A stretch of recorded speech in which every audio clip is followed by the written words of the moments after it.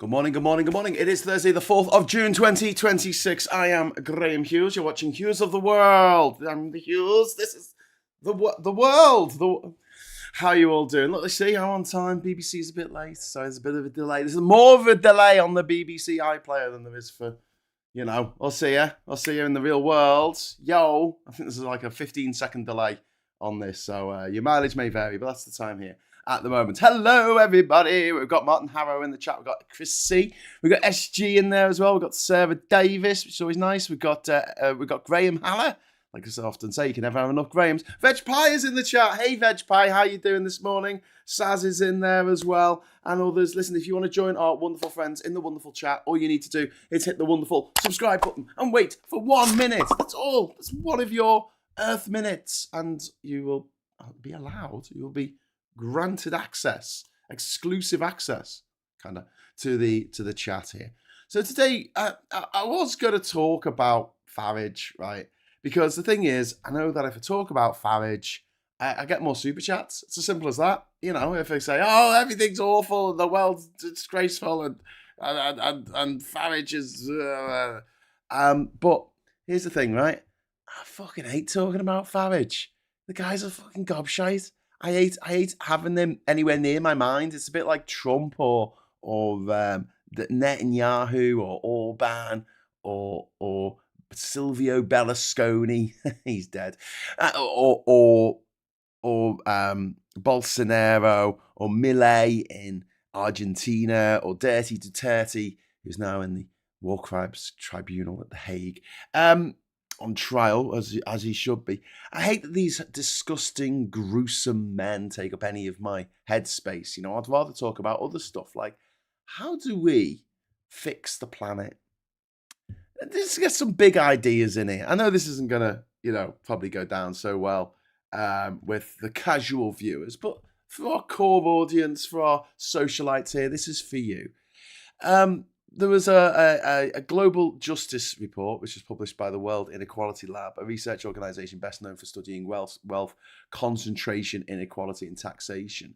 And this project brought together 45 authors and draws on databases compiled by more than 200 researchers worldwide, led by economists like Thomas Piketty, whose work on wealth concentration has influenced debates about taxation and inequality for over a decade. And this has been presented at the World Inequality Conference in Paris. And the report's central argument is very straightforward. Humanity, which is something I've said, I'm not claiming that, I'm big I am here, but I have said for a while, right, that humanity already possesses the technology, the wealth, the productivity, and the resources needed to provide a decent standard of living for every single human being on Earth. The obstacle is not physics, engineering, or economics. The obstacle is politics. The obstacle is political will. Specifically, who owns wealth, who controls investment, and who benefits from economic growth. And we're facing what they call a poly-crisis, which I agree. I absolutely agree. We've got climate change, big one. We've got wealth inequality, housing shortage, political extremism, resource depletion. We've got democratic decline all around the world. We have the decline of human rights around the world, and we have international instability. And these problems are often treated separately. Climate policy often focuses on emissions, economists focus on GDP, politicians focus on winning the next election, businesses focus on profit and being floated on the stock exchange. And what this report argues is that these crises feed into each other, right? So rising inequality fuels anger, anger fuels populism, populism obstructs climate action, climate disruption increases economic insecurity creates more anger. It's a vicious circle created by those same group of evil motherfuckers who were responsible for destroying the trolley car system in LA back in the 50s when Firestone tires and Standard Oil and General Motors bought up and Greyhound buses bought up the trolley cars in order to destroy them, to get rid of them, because they were efficient, they were green, they ran on electricity. You know, if you could make that electricity in a green way, they produced a lot less greenhouse gases than a bus doing the same thing with the same number of people in it. The same people who sold you cigarettes for years and years and years and lied to you and got children addicted and made sure that everywhere a child went in the 1980s, they saw adults smoking. That was a specific thing that they sat down, you know, in this room where they were, you know, in the other room, they were putting masks with like smoke in a pipe going through it, like tobacco smoke, onto the faces of beagles, of dogs, right? Because they experimented on dogs for tobacco, for both see what cancers they could cause and also to make it more addictive. They put extra chemicals in the cigarettes to make them more addictive, right? And they're all sitting around and they went, what we need to do is because obviously in this country alone, 120,000 people were dying of smoking every year, 120,000. They needed to find 120,000 children to start smoking every year. And how did they do it? They equated being a grown-up with smoking. You think they got upset when they said, oh, you need to be 18 to buy cigarettes? They fucking loved it. Do you think they got upset when they said smoking kills? No, they fucking loved it. They loved having those warnings on the cigarette packets. Why? Because it made them more enchanting to children, especially teenagers. Teenagers have a built-in chip, right? Which means that they will kick away when they are mid-teens, right? The reason for this is if they don't do that, they will never leave the nest. And you'll see this time and time again where teenagers, you know, blow up at their parents blow up at the teenagers, go away, never has to be born, all this shit, right?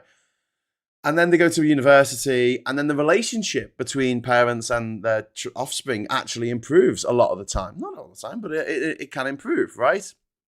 To what it was when you were a teenager. And this is an evolutionary thing. It's like, you know, you can't just stay with your parents for the rest of your life. But because of economic hardships at the moment, that's what's happening. But with kids, especially teenagers, the one thing they want more in the world, right, is to be treated as adults. And if you have kids yourself, if you work with children, you know that. They want you to talk to them like they're an adult, like you talk to other adults. They don't want baby talk. They don't want all that shite. They do not. When I was a kid, the grown-ups I respected the most were the ones who just talked to me like I was a normal person, instead of talking to me like I was a fucking idiot in a singy-songy voice. That just drove me up the fucking wall. So when you're a kid, when you're a teenager, you want to be seen as an adult. And what was a short code to becoming grown up was to do something that was only for adults, smoking, and also incredibly dangerous. And they used this, they marketed it. Now, the same people who pushed for people to smoke, even though we knew that it caused lung cancer and heart disease and emphysema and about 27 other fucking cancers, cancer of the tongue, cancer of the mouth, cancer of the lips, the cancer of the throat. I can't tell you like how damaging these things are. One of the most radioactive things on the planet isn't that room in Pripyat outside the Chernobyl nuclear power plant where they put the clothes that the firefighters wore in after they put out the fire in 1986. No, it's actually the lungs of a dead smoker.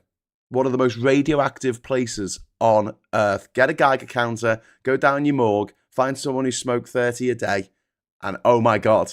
Oh my God. I think that cigarette packets should be really horrible colours. Like they sell it in like lime green or something because they thought that was the least appealing colour. No, it needs to be a combination of colours. It needs to be a really horrible, jagged pattern of horrible colours, right? And also two clashing colours that look horrible together. And the font needs to be Comic Sans.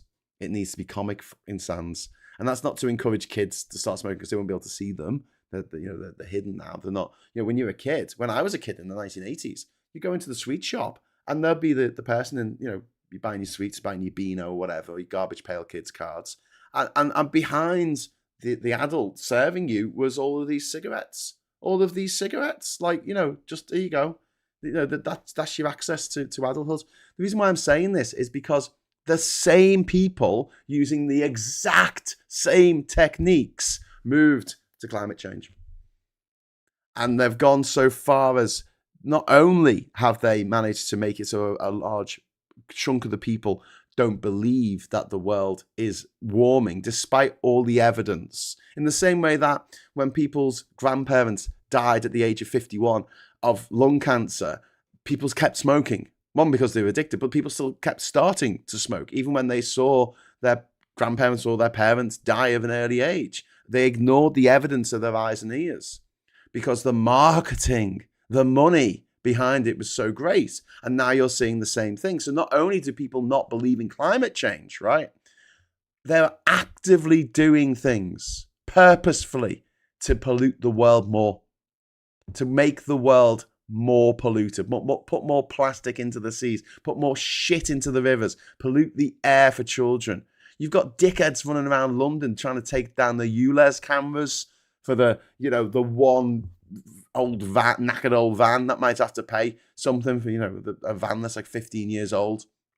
I mean, the reality is most people in London who own a car have got to be able to watch, because otherwise you're in London, you don't own a car, you don't need one. They've got a great trolley car service, unlike LA, because it was taken away by the money men.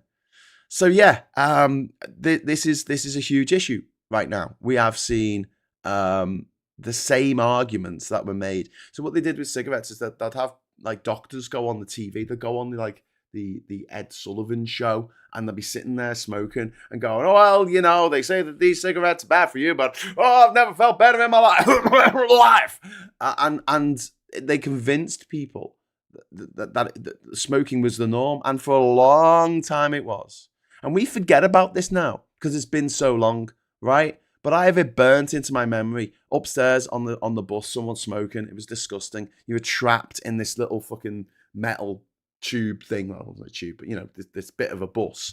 And someone was smoking. You inhaling that toxic gas, that carcinogenic, radioactive gas.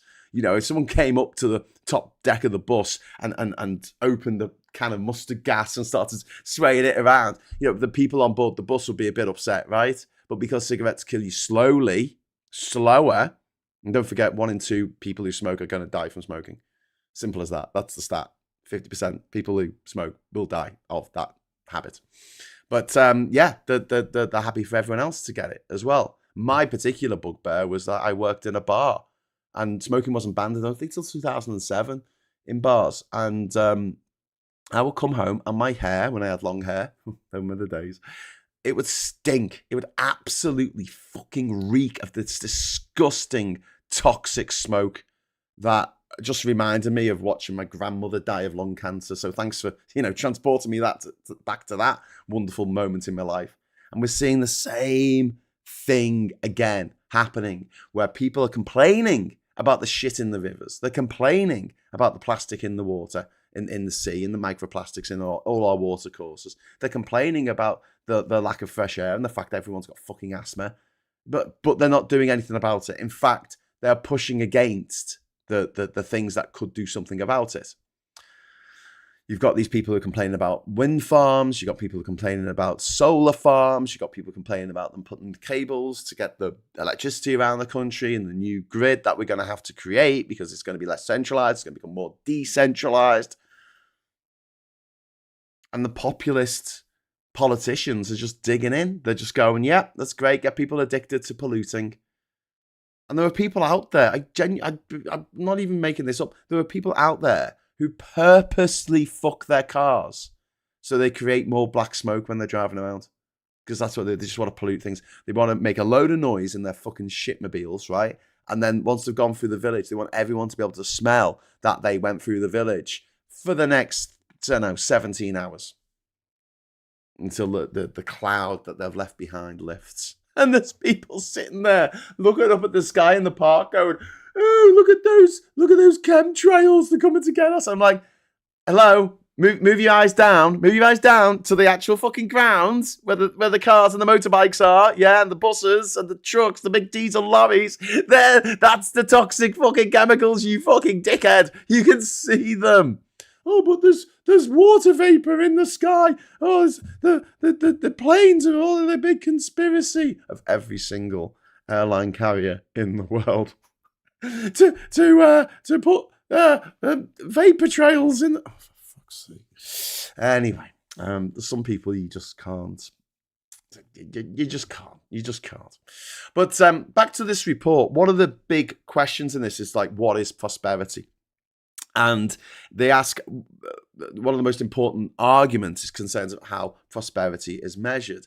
Modern governments typically use GDP growth as a primary measure of success. GDP measures economic activity. It does not measure happiness. It does not measure free time. It does not measure environmental sustainability. It does not measure mental health. It does not measure social cohesion. And the report argues that many wealthy countries already produce enough goods and services. The problem is distribution. As I've said many times before, the problem is logistics. It's not that there isn't enough food, it's just that there's not enough will to get the food from where it's made to the people who need it. And you've got countries like this one in America where so much food is wasted. A ridiculous amount of food is scraped away and put in the bin. Because humans are just really bad at, I don't know, planning meals, just knowing how much they were going to eat. Yeah.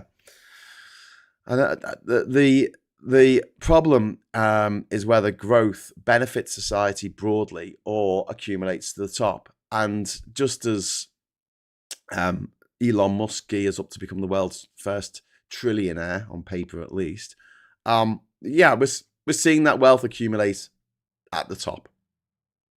Billionaires made more money after the credit crunch. They made more money after austerity. They made more money after Brexit. They made more money after COVID. Made an absolute fucking killing. And critics of GDP have existed for decades. You know, economists such as Joseph Stiglitz have argued that GDP often misses what matters most to ordinary people like you and me. Bhutan, the country of Bhutan, famously developed the concept of gross national happiness. And Nordic countries often rank highly on life satisfaction, despite being the world's richest, despite not being the world's richest economies. And the report centers on the concept of sufficiency, not poverty, not austerity, not forced deprivation, but sufficiency. How much is needed for a good life? At what point does additional consumption stop improving well-being? We see this time and time again with our billionaires who are drug addicts, who are addicted to ketamine, addicted to cocaine, addicted to all these kind of drugs that the rich that can afford and take, so much because they're not happy. They've got all this money and they're not happy. We look at someone like Robin Williams, who was a much loved actor, an incredibly well-loved actor. He had the money, he had the fame, he had everything that you would think that you wanted, but there was something missing in his life. Sadly, he's not with us anymore as a result of that. But you see this time and time again. Another good example is J.K. Rowling. I hate to bang on about this, but she is a billionaire. She's the richest author in the world, richest living author in the world. And she spends all of her time now going after trans people because she's not happy. She's not happy. She looked in the mirror and she hated what she saw, and she thought she'd externalize that hatred towards the trans community because there were a lot of beautiful trans women who looked way more feminine than J.K. Rowling ever will. And she hated that. She hated that. Her mind got all twisted up like a pretzel as she got older, which is sad because when she was younger, I think she was more... She was a lot more progressive. Read her books, I know there's some problematic bits of Harry Potter now, reading back 20 years later, but at the time it was like, yeah, Voldemort bad, Umbridge bad, Harry Potter good. But now it's Umbridge actually was the hero of the story, if you think about it. And the authors of this report argue that many wealthy societies have become trapped in this cycle of endless accumulation, bigger houses, more products, more consumption, more waste, more resource extraction. And yet life satisfaction doesn't necessarily rise at the same pace. They argue, we keep seeing this. How many times does this have to play out where we see a celebrity, we see a millionaire, a billionaire who should have it all, but instead wastes their time or spends their time on this planet, the few years that we are given, this bright spark between the Big Bang and the heat death of the universe, this millisecond we have of life on this planet, and they spend a good chunk of it just hating on a minority or getting involved in politics so they can start wars in other countries so that their mates can bomb schools with children in and murder them all, or they can take the food and anti-retro medications away from children who need them to stave off getting AIDS. Antiretrovirals, sorry. Chris C, thank you very much for the £2 super chat. Ironically, saying this is why money needs to be taken out of politics. I agree. Money needs to be taken out of politics and given to me. But yes, no, I absolutely agree. Money does need to be taken out of politics. Martin, he's been smoking for decades and it hasn't hastened his demands. Is this Farage that you're talking about? Yeah. There is hope there. Sorry, I'm having to moisturize. Dude, since I did that marathon live stream last week, like I've had some weird effects. Like my feet swelled up. My stomach was off for about a week later. I'm really dry. Like I'm really dehydrated a lot of the time. Weird effects of having to do a 65.5-hour live stream. Well, I say I had to. I didn't have to. I wanted to. I wanted to see if it was possible because I'm a nutter like that. Hi, how you doing? I watched The Long Walk last night. I watched 3 films last night. I watched Obsession, which I thought was really good. I thought it was really, really good. Be careful what you wish for. Dead simply, without giving too much away. A guy makes a wish that a girl that doesn't really like him loves him more than anyone else in the world. And the wish comes true. And she loves him. She really loves him. And it's disturbing, incredibly violent and disturbing. Please don't go if you're not feeling... please don't go with anything less than a very strong stomach. Also watched Apex, which is Elton John, Taron Egerton, and Charlize Theron duking it out in the jungle, which was really good as well. That was a lot of fun, quite violent. And then the last one I watched was The Long Walk, which is based on a Stephen King book that he wrote when he was a kid. I think he wrote The Long Walk before he wrote Carrie, actually. And it involves this dystopian retro future in America because it looks like the 1950s. So I'm guessing it's the 1950s, where they pick a kid from each state in America, from all 50 states, and they have to walk. And if they've dropped behind, they get shot dead. And if they, the last person who gets the end wins $1 million and a wish. And that was quite brutal, but it was interesting seeing the effects of being forced to walk for hours and hours and hours and hours on people, and the hallucinations, and obviously going over on their ankles and stuff like that. That was pretty grim. That was pretty grim. But I wouldn't say it was a fun film to watch. It was a bit of a slog. To say the least. But I was quite interested after doing that very long live stream. I mean, obviously it's not exactly the same, but I was like, after 65 hours, the ankles will definitely be swollen. The feet will be swelling up, and this will be happening, and this will be happening. Martin Harrow, thank you very much for the £2 super chat. To make dizzy, thank you. Greg NZ says, New Zealand says, losing US aid is bankrupting US farmers.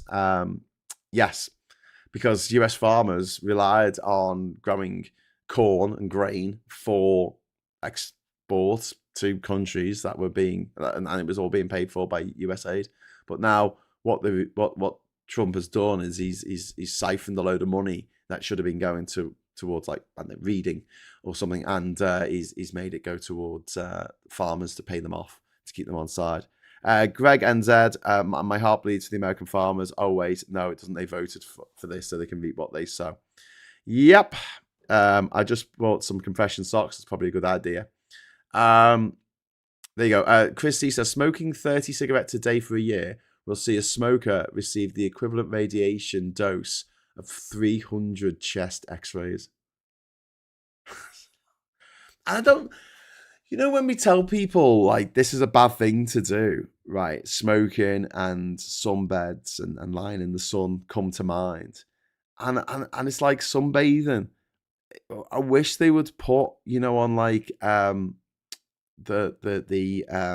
by law they have to put on the stuff that you put on your skin, sun cream. They have to put like a nuclear symbol saying helps stop nuclear, you know, nuclear radiation. Help stop radiation from the sun and the types of radiation that it stops. Help stop. Just to get people with the idea that the radiation that they're worried about in nuclear bombs and in Chernobyl and in Fukushima, right? And in 3 Mile Island and in Windscale, that same issue that people have with there being background radiation, with there being radiation in the environments around the nuclear power plant that's melted down. That's the same radiation that's coming from the fucking sun. Like they're sitting out in and just letting themselves get burnt by it, because you know, like a nice tan is you getting burnt. It's not your body going, oh, I'll just produce some more melanin now. I don't think it works like that.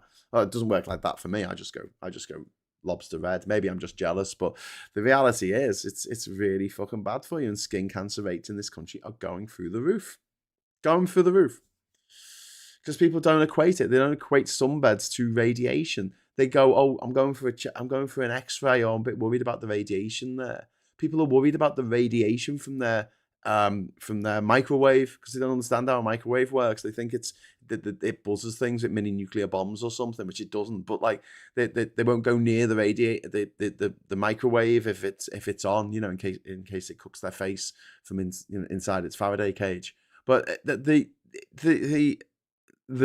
sort of willful ignorance, but obviously there's a huge industry that has a vested interest in you not equating smoking to radiation, to the same radiation that people are worried about. You know, people were not eating fish. Do you remember this 15 years ago after Fukushima? People were not eating fish because they were worried that the fish would be radioactive from Fukushima.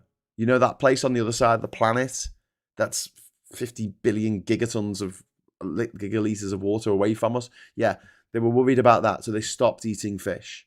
And you're like, okay, but you are going on holiday this year. Yeah. And you are gonna lie on a beach for two weeks, just cooking yourself in the radiation from the sun. Yeah. Okay. Is there good radiation? No. All radiation bad. Radiation bad thing for humans. Little tiny bullets, little tiny microscopic, tiny bullets smashing through your body at the speed of light. And if they hit a bit of your DNA, fuck it up, and that DNA makes some RNA, makes some fucking cell division, goes horribly wrong, and then you have cancer.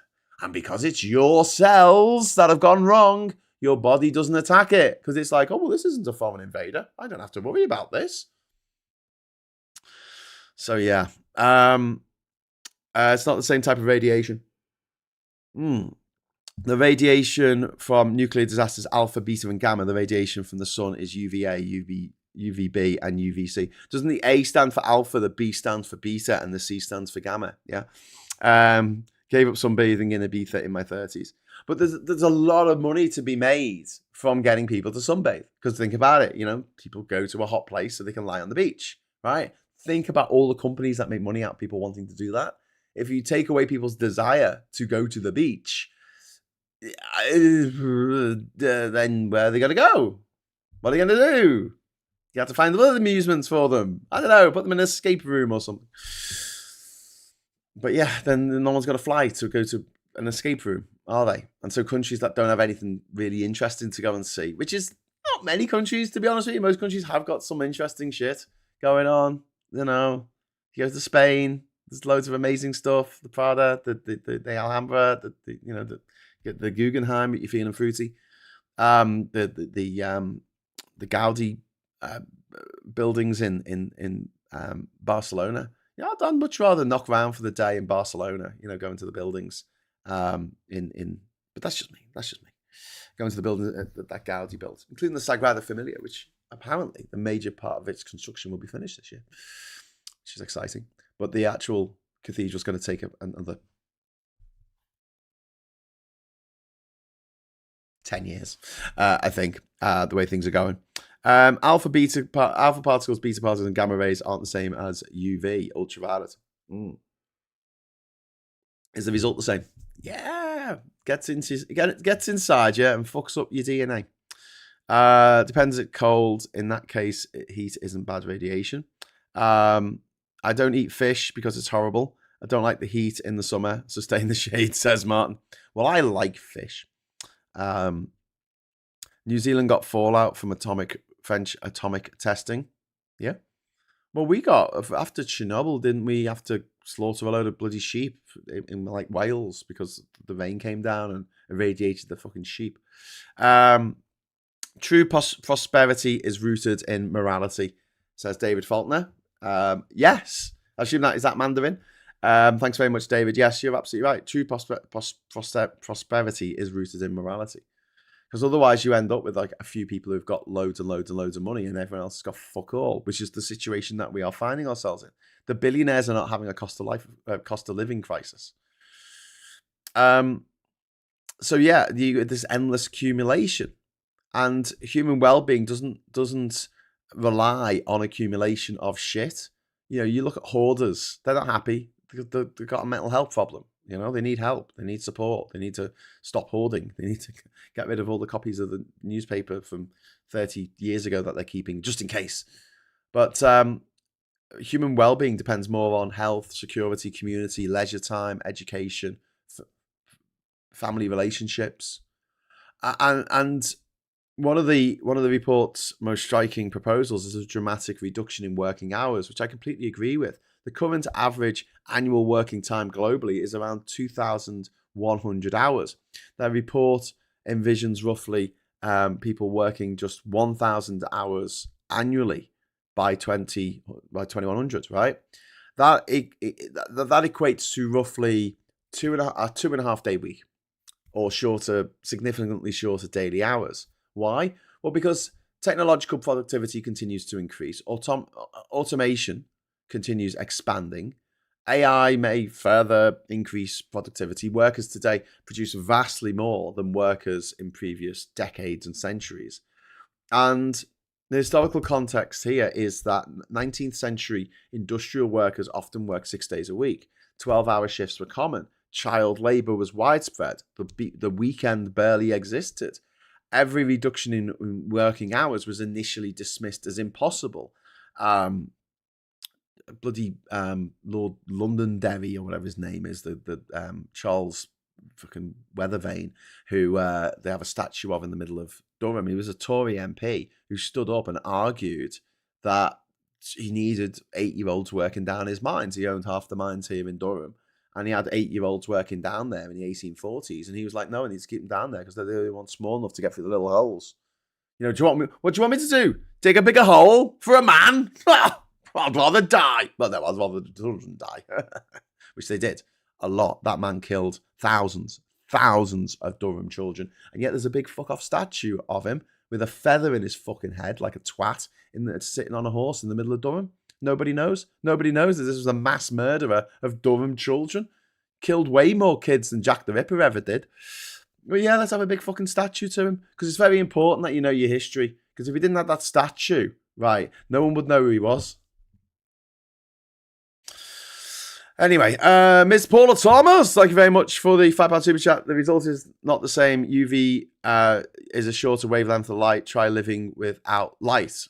Yeah, but technically, you're going like, you're saying, well, all this stuff is technically radiation. Heat is technically radiation. But the radiation that fucks you up, that gives you skin cancer. Okay, fine, Paula. If sunbathing and sunbeds don't give you skin cancer, and that's the message that you want to set out to people, be my guest. I mean, go with God. I don't mind. It's not. But I just think that it should be made more clear that radiation in the form of the sun beating down on your body on a beach is very likely to give you skin cancer. More likely to give you skin cancer than not doing that. It's like getting eaten by a shark. You're more likely to be eaten by a shark if you're swimming in water. Don't get too many shark attacks in the middle of Luton during the day. There you go. But yes, we're do you know what the worst type of radiation is? Chris C, visible light, as it allows all the shit that is happening. Yeah. I mean, the thing is, this is what we do on the left. We get bogged down in technicalities. And then, the right just turn up and say, get Brexit done. Make Britain great again, or make America great again, or something like that. And they don't bother asking, like, the hows and the wheres and the why fors. They don't look down. They don't drill down into, the nitty gritty of, like, how it's done or the technical correct use of that particular phrase or whatever. But for most people out there, I do genuinely think that even though it's not quite technically correct from the scientific point of view, it's telling people that the radiation that they get from smoking and the radiation that they get from the sun when they sunbathe and the radiation that they get from standing outside a nuclear facility that's just melted down does similar things to your body. So let's just call it the same thing, just to have a little sort of linguistic kind of trick that we'll play on people. Because I don't care. I honestly couldn't give a shit that it's, this is what we do. This is we always do. We always do this. Anyway, can I get back onto shorter working hours? The right hate the concept of shorter working hours. They in the 19th century they claimed it was impossible, right? And yet we ended up getting the 8-hour day, the 5-day week, paid holidays, maternity leave, paternity leave, and it all eventually became normal. And the right hates shorter working hours. Many conservatives view work primarily as an economic function. More work equals more economic output. More output equals growth, and they're obsessed with growth, aren't they? The report challenges this assumption. More output is not always beneficial, they argue. Producing unnecessary goods still consumes resources, and economic activity is not automatically socially useful. Like a park, for instance, isn't creating that much in the way of economic activity, but it is socially useful for people to have somewhere green that they can go and sit on the grass and see a tree for once in their lives. The authors argue that time itself is a form of wealth. If you've ever seen, there's a movie with Justin Timberlake and Thingy from House. She was in Monsters vs. Aliens or whatever it's called. No, Cowboys versus Aliens. Oh, what's her name? She's a director now in her own right. But yeah, Hair. There was a movie called, I don't know, what was it called? It was like something to do with Get Time, Time Out, Time Cops, Time's Up. I don't know. Anyway, the movie was it was a science fiction movie set in the future in which you had time, and the wealthy had loads of time, and you had like a bracelet on that showed you how much time you had left, and you could buy time off people, you could accumulate time off people. Once your time ran out, you died. Olivia thingy, Olivia, oh shit. What is the fucking name of Olivia Newton-John? Olivia Colman, Olivia Gunn. Someone help me out here. Anyway, she's in this movie with Justin Timberlake, and she plays Justin Timberlake's mum. Although obviously at the time she was, I think, younger than Justin Timberlake, because the idea was you didn't get old. You had your time, and then when your time was up, it was out. Chris says, Graham, you oversimplified it. Standing next to an open reactor core is not the same as being exposed to the sun on the beach. Oh, all right. Well, look, Chris, you're out the marketing department for this one. You're trying to get people not to die. Okay, that's the objective here. And if you want to split hairs and go, well, it's not quite the same radiation, because you're not going to get like internal radiation from the sun. You probably just get external radiation that fucks you up. So external cancer, skin cancer. You're gonna get skin cancer from the sun. Can't penetrate much more than your skin, so it's not gonna fuck up your internal organs. Now if you're standing next to a nuclear core, an exposed core, then you're gonna get your insides giblets all fucked up with cancer. But I mean, I'm just very much of the school of thought of just fuck it, who cares? If it saves lives, I don't give a fuck about being technically correct. I really don't. You got millions of people dying every year of skin cancer because they think that the sun radiation is good radiation. That's nice radiation. That's good fascism. And it's like, well, actually, slap on your sun cream. Olivia Wilde, thank you so much. Blah blah CW, blah blah CW. Thank you there. You win the comment of the day for putting me out of my misery. So thank you very much. Comment of the day. And In Time is the film. Thank you, Dark 4x4. So blah blah CW, Dark 4x4, top of the class. Well done. What's it called? In Time. I knew it had a shit name, a shit title. One of the best movies I saw last year was called It's What's Inside. This is the shittest title for a movie ever, but it's a great film. Really annoys me. It's got such a shit title. Could do better. It's why everyone scratches their heads of like, why did Shawshank Redemption not do very well at the box office? And it's always like, well, it's because it was called the Shawshank Redemption. Like, what the fuck is that? What the fuck is that? This is the shittest title for a movie ever. Well, it was originally called Rita Hayworth and the Shawshank Redemption. Okay. Anyway, moving on. Says Chris. Yeah. Anyway, back to the reports ask whether a person earning slightly less but gaining thousands of hours of free time might be actually better off, which I would say they are. The report proposes a major redistribution of wealth because wealth inequality exploded in many countries. And billionaires have accumulated extraordinary fortunes in the last 20, 25 years.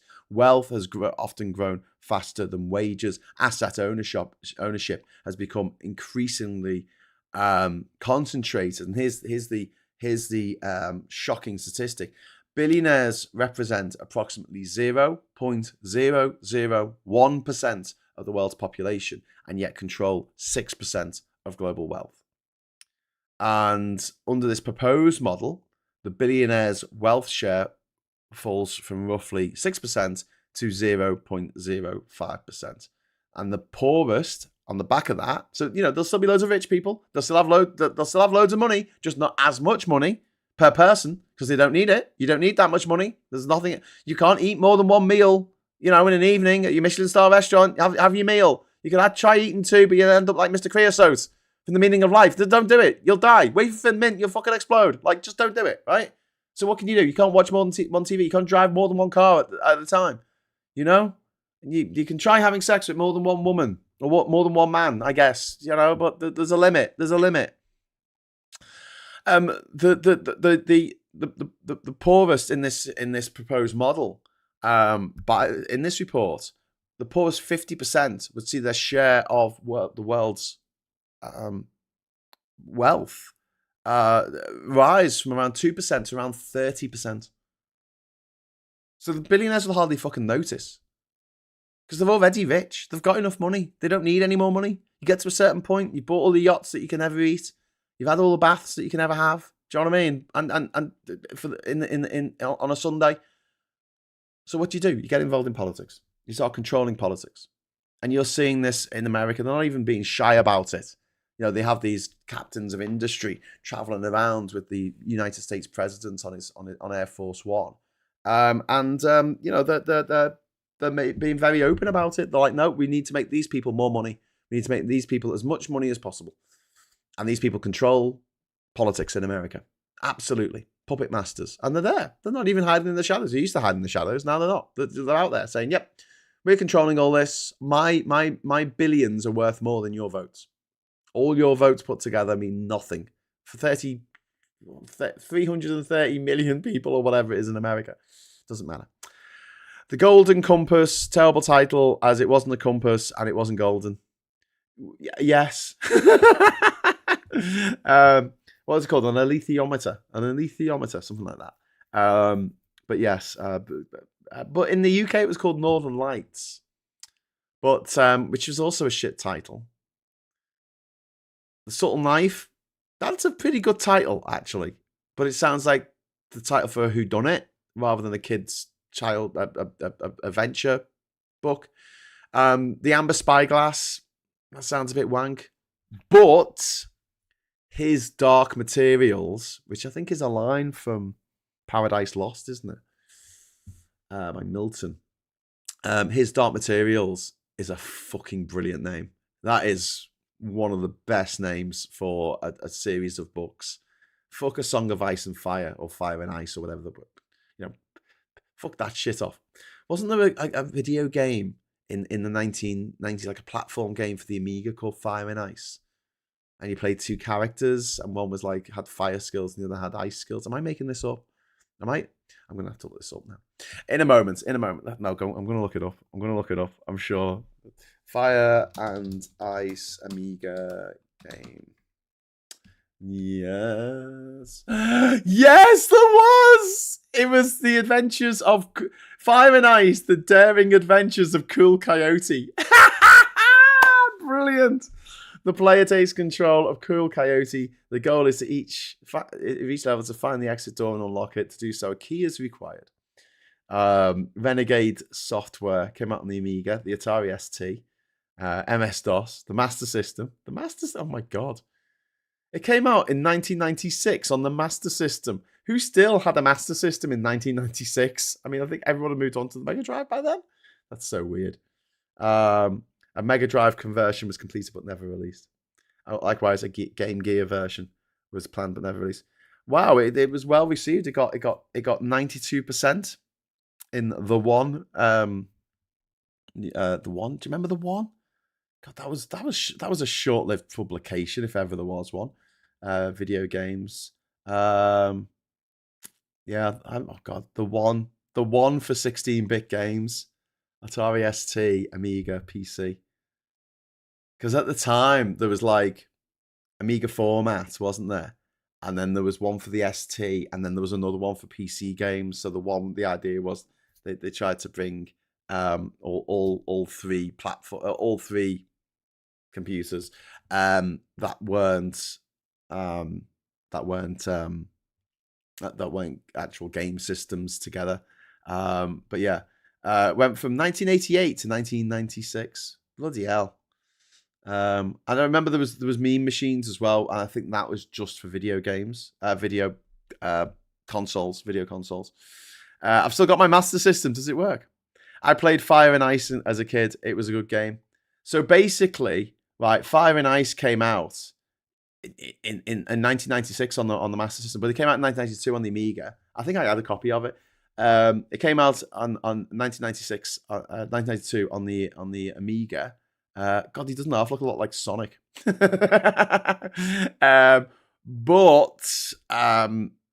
it was 1996, I think, the first Game of Thrones book came out. Oh my God, have we made a connection here? Did George R.R. Martin steal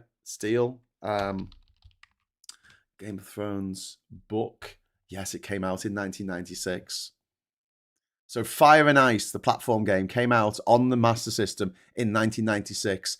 At the same time, that same year, a Game of Thrones came out by George R.R. Martin.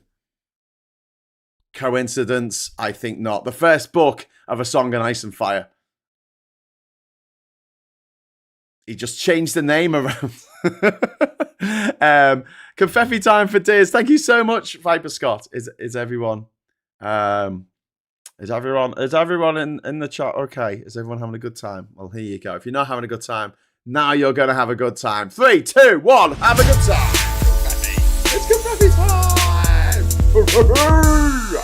Yes, confetti. We got some beautiful confetti there, which is awesome. Which is awesome.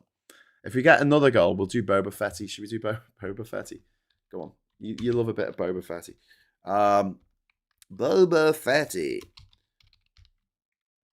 Boba Fetty died in the Sarlacc's stomach. Sarlacc actually burped after eating him, and I will not accept anything else.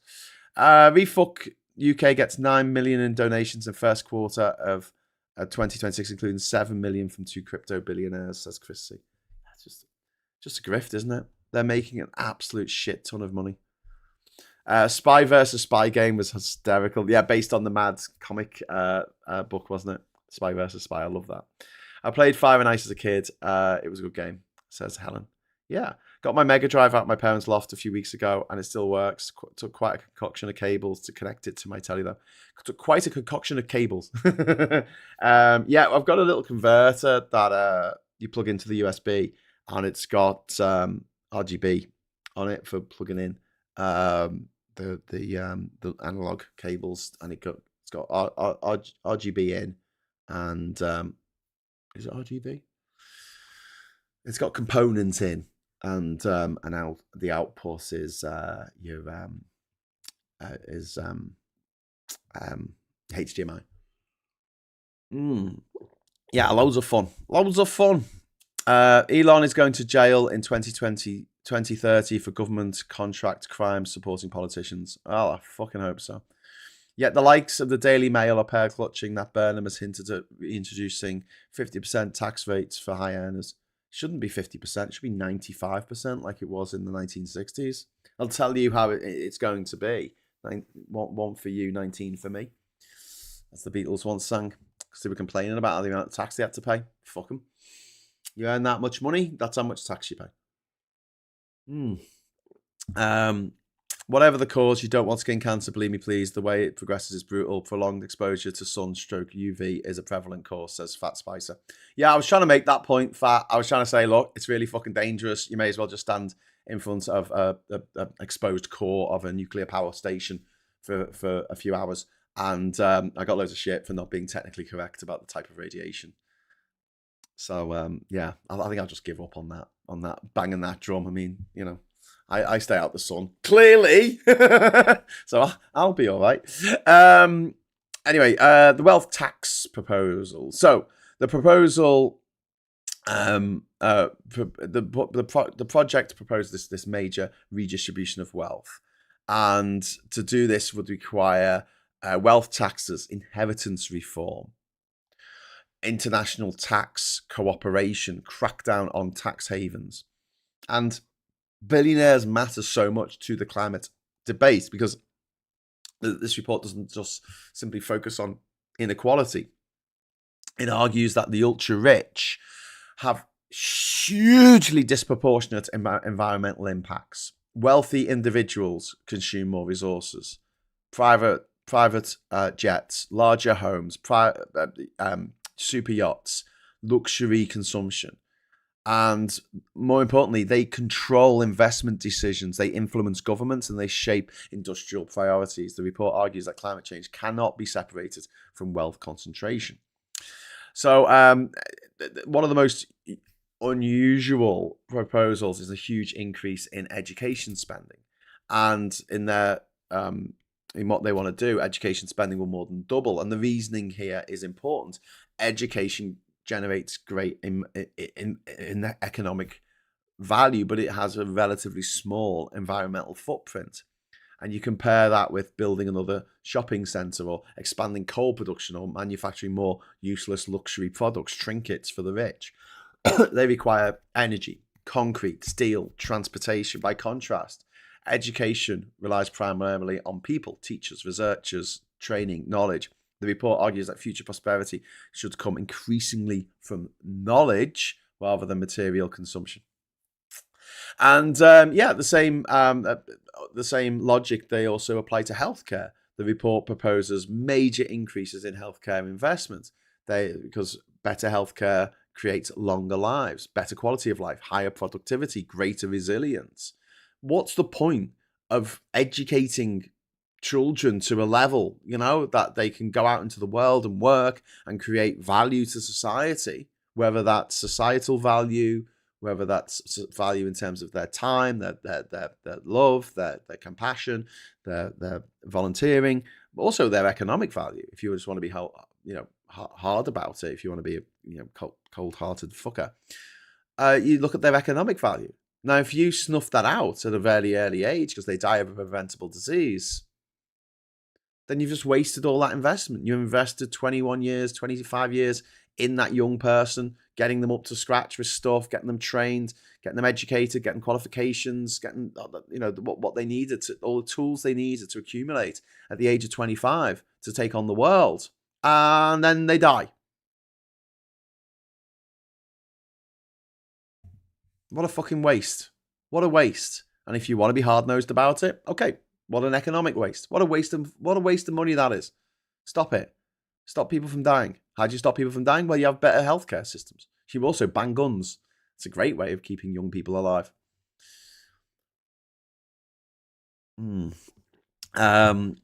Yes, it still works. I play Alex Kidd the built-in game every now and again. Do you know what? When I go to I won't be able to do it because I'm not driving over to Liverpool in June, and I'm going via London. But I suppose I don't know. Maybe I could try and fit it in my backpack. My Amiga is somewhere in my parents' house. I don't know where. But I'd love to be able to take that out and get it working here because I've got that converter that I mentioned. I should be able to use that for my Amiga to convert it and actually play games on my Amiga, which would be really, really cool if that would work. I'm sure you can just buy. I've probably got an adapter that I could use, but if not, I can get something online pretty easily. The sound. I was thinking about the sound. How would you get the sound to work? Because the old Amiga used to do a coax, didn't it? It used to go through the coax cable. I'll have a think about it. Anyway, so the same policy, applies to healthcare, right? So healthcare generally has a much lower material footprint than many industrial sectors, and the report effectively treats health spending as a productive investment rather than a cost, which it absolutely is. Same with public transport, by the way. Public transport is an absolute investment. The places with the best public transport in the world are generally the richest places in the world and the most happiest places in the world. The reason why so many people are miserable in LA, I think, is because they can't go anywhere and get fucked up. Do you know what I mean? Like, you can go into the city centre of Liverpool and get totally fucked up and still get home because there's good public transport. If you live in north of Liverpool, you can get the train. In the south of Liverpool, you get the train. If you live in the east of Liverpool, you can get the number 10 bus, I guess. There were ways to get around. London the same. You can go out in London. You can go out. Whereas in America, in LA, it's such a shit place for humans to live because you need a car to go anywhere. So how can you get fucked up? Because you can't get fucked up and drive. You'll fucking die or kill someone. So that's out. So all these people just stay at home. All these people in LA are trapped in their own home. They never leave. And they just sit there taking drugs because that's all it is. They can get fucked up in their own home. But they can't go out and get fucked up. Which, is sad because sometimes you need to get fucked up. So you just need to let off some steam, I think. Otherwise, I think everything will get on top of you. You don't have to necessarily take narcotics or drink alcohol in order to get fucked up. But, just get out there and go for a walk and climb to the top of a mountain and give a primordial scream. Primordial scream. I did once try to walk from the road with all the stars on it in LA. The ones with all the avenue of the stars. I tried to walk from the avenue of the stars to the Hollywood sign, and oh my god, it is so difficult to do that if you want a car. Like, if you have a car, great, sentient car, like in the movie Cars, yeah, definitely you could get up there. But the amount of like dodgy underpasses and roads that didn't have a pavement on them, or sidewalk as they call them in America, and you'd get into like the Hollywood Hills and you start walking up and there's no pavement. It's just road from side to side, and then there's trees on the side. So you've got to walk on the road, and then there's dickheads driving around in their giant fucking SUVs, these huge super trucks that they drive over there. And it was so insanely dangerous. It just wasn't possible to go for a nice walk from the road with all the stars. It's not Sunset Boulevard, is it? That's a movie. Whatever it's called, whatever that road is called in LA. And I've walked all over New York as well, and it's not a pleasant experience walking around New York. It really isn't. It's just they've got Central Park, which everyone has to go to because it's the only park. Follow the only park, and it's huge. It's giant. Great, well done. But at the same time, not having an organically grown city with places where people live and little neighborhoods and stuff like that, just turning it all into this soulless grid system and having, as I often say about New York, if you go there in the summer, it fucking stinks. It's one of the most stinky cities. It's up there with Delhi and Cairo as a place that really fucking stinks. Like, and it's because they've got no back alleys, because they wanted to use every single square inch of land in order to build massive things. Double the services and locked price of £2 wherever you go. We have the B network here now, Chris, and it's amazing. I'm hoping the B network's going to be the thing that pushes Andy Burnham over the line. If your Amiga no longer works, you can get an emulator to run the games on PC. Yeah, I know, Helen, but I mean, come on, it's not the same, is it? Come on, you want to get your old computers working? Come on, that's really cool. Get your old computer fired up. So yeah, the US-Iran war there, and they're having a war. So what else have we got? We got we got food and agriculture. They talk about food and agriculture in this report. Another major concern, another major proposal as well, concerns diets, right? And the report argues for the reduced consumption of red meat, which I totally agree with. As someone who eats red meat, I totally agree with this. And the reasoning is environmental more than moral. Livestock production contributes to deforestation, methane emissions, land degradation, biodiversity loss. Beef production is particularly resource intensive. And the report suggests dietary shifts could significantly reduce emissions while improving public health outcomes. I'm not saying that everyone needs to give up meat and become a vegan. That is not the way that I think this would work. I don't think people would do that, no matter what. But you've noticed in recent years that the same manosphere, fascist, right-wing, Trump, MAGA, gobshites, one of the things that they include in their sort of the little mantra that they have is lentil tofu eating. They talk about soy boys, as in you drink soy milk. I don't know. I assume that's what that means. They all have a dig at people who are vegetarians because they're seen as weak and lesser. And this is being pushed by the fash, being pushed by the big meat production companies, the big deforestation companies, because they want people to feel like meat is part of their ethnic identity, or their individual identity. Like that is something that they can feel proud of, along with the colour of their skin. If they're white, they can feel proud about the fact that they eat meat. You know, they eat meat. Yeah, meat. That's the thing that men do, is eat meat. And it's so manipulative. In the same way that barbecues are manipulative. Barbecues didn't exist before the 1950s. And barbecues only existed because some marketing guru on Madison Avenue in America was sitting there going, men don't cook. How do we get men to cook? We have to make cooking manly. How can we make cooking manly? I know. Make it so it's a bit like when you're camping out with the cowboys and your tin of beans and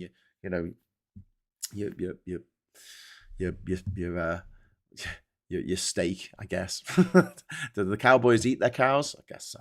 Yeah, whatever. But this idea that the rugged frontier, you go out, you spear your fish and you wrestle your bears and then you eat the motherfuckers over a fire. None of this cooking lark on a cooker. That's gay. That's totes gay. That's something for women to do. That's effeminate. Whereas, real men cook in the garden on a fire. And in America, in Australia, and over here, places absolutely ran with this idea that the only way to get men to cook was to have them being in charge of the barbecue. Gives them something to do. Men are very simple creatures, to be honest with you. Simple minds, simple pleasures. Yeah, great. So we had this idea that we had to get this food that would be burnt on the outside, pink on the inside. That would not be warm by the time you got around to eating the fucking thing. Yeah, great. What a great plan. You'd have loads of meat left over at the end. You throw that away. You have to buy more meat. Yay. But that whole thing was invented. And now you're seeing the same thing again. The same marketing people who are involved in marketing cigarettes, marketing climate change to be a good thing somehow. I don't know. There are people who think that climate change is a good thing. There are people who think that we'll have... Oh, back in the Carboniferous period, you had giant insects because of all the heat. I'm like, okay, yeah. Giant insects. That's just what the world needs right now. Graham, when I was living in the suburbs of Atlanta, Georgia in the 90s, one of the things that struck me was the lack of pavement and pedestrian crossings. You needed a car to go anywhere, indeed. Yeah. And like I said, that's the way it's set up. It's the way it's set up. Russ says, I think you can skip the UHF modulator. The Amiga has RGB out. Might need an RGB to HDMI converter. I've got that, Russ. That's what I was saying. I've got that for my Nintendo Wii. So yeah, I'll be able to use that same thing. But I was just thinking about the sound because the RGB doesn't do the sound. So I was just wondering how to get the sound to come out of my computer or go into my computer. I'll sort something out, I'm sure. Graham, blah, blah, blah. I don't think veganism is healthy, says Helen Pixels. If you can be a healthy vegetarian if you eat eggs and dairy products, but to eliminate all animal products is very likely to cause vitamin B12 deficiencies. Yeah, it might do. And being a vegan takes a lot of hard work. A lot of hard work. You've got to check the ingredients of fucking everything because everything's got gelatin in. You like? Do you like? You probably can't eat ice cream. You probably can't eat fruit pastels. You probably can't eat marshmallows. You definitely can't eat Haribo. That's Haribo out the window. And you need to check the ingredients of everything. It's a slog. It is a slog. It is a commitment. It's a commitment that a lot of people aren't ready to make. And there's another point to this as well. One of the reasons why people don't have the time to check all the ingredients of what they eat is the same reason that people don't have the time to cook food. Like this thing, I hate seeing these privately educated pricks on the TV cooking food and going, oh, it's so easy. Here's my 5-minute recipe for chicken rigatto. And you're like, what? 5 minutes? 5 fucking minutes to cook something? Fuck off. Fuck the fuck off. Do you know what takes 5 minutes to cook? A fucking microwave meal in the fucking microwave. You take it out the packaging, you put it in the microwave, you pop the microwave on, 5 fucking minutes. When you have been working a full day, you've picked the kids up from school, they've got to go to their kids' club. One's got to go to gymnastics, the other one's got to go to scouts. And then, you've got like literally 15 minutes to make the food and give it to your kids and get them to eat it.